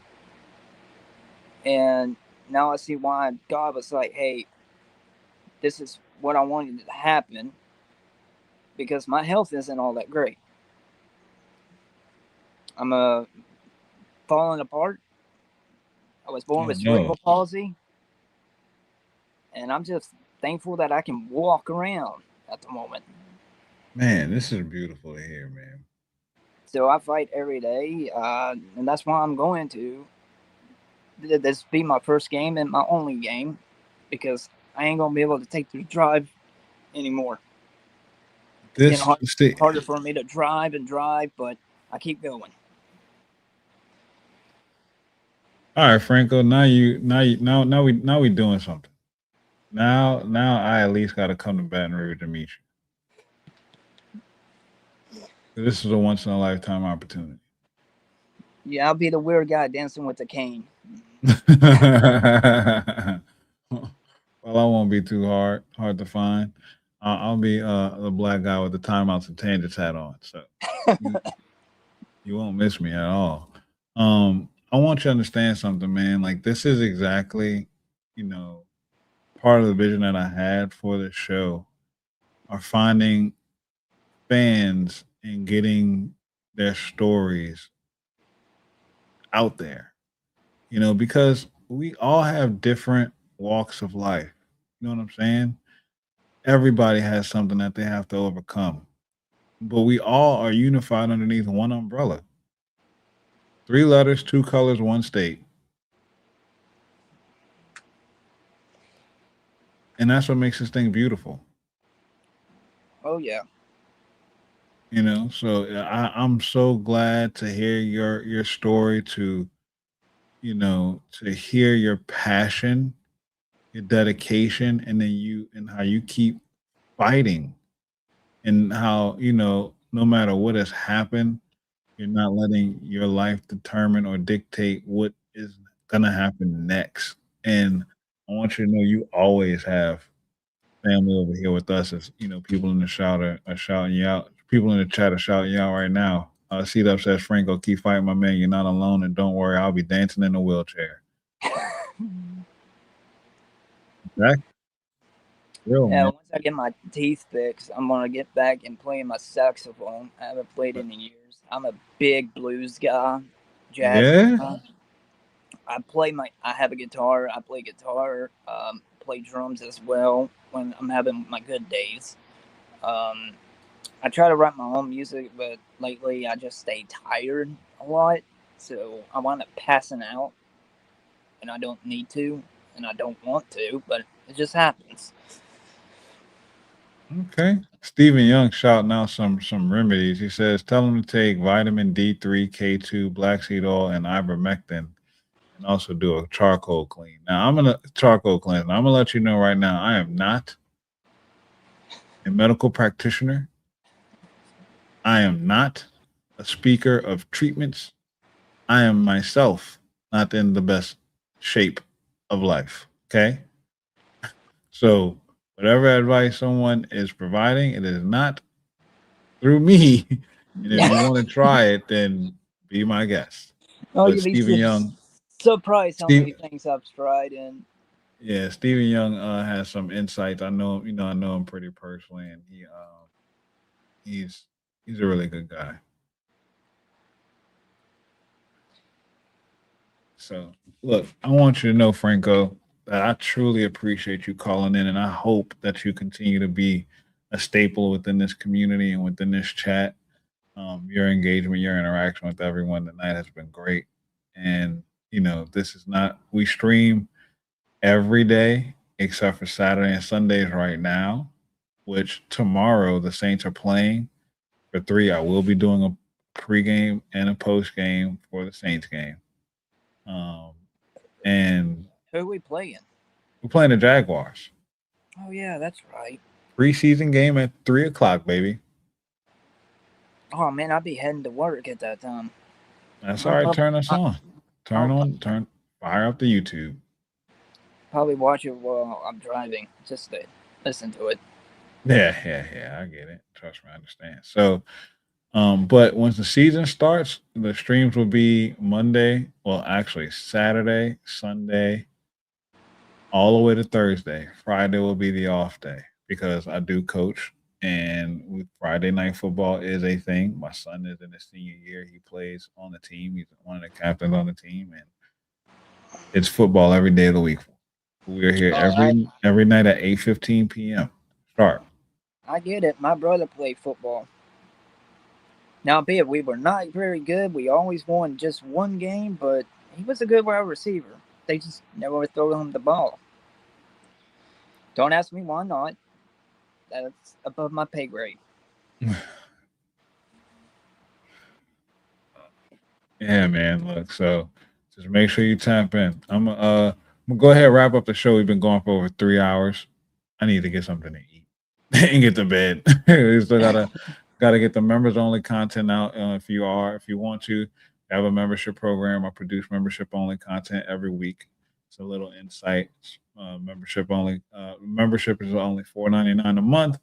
It is 16 cents a day. It's insightful information that I make sure to share for the members that I get, doing extra research to provide to make sure we are all more informed fans for our team and support for LSU.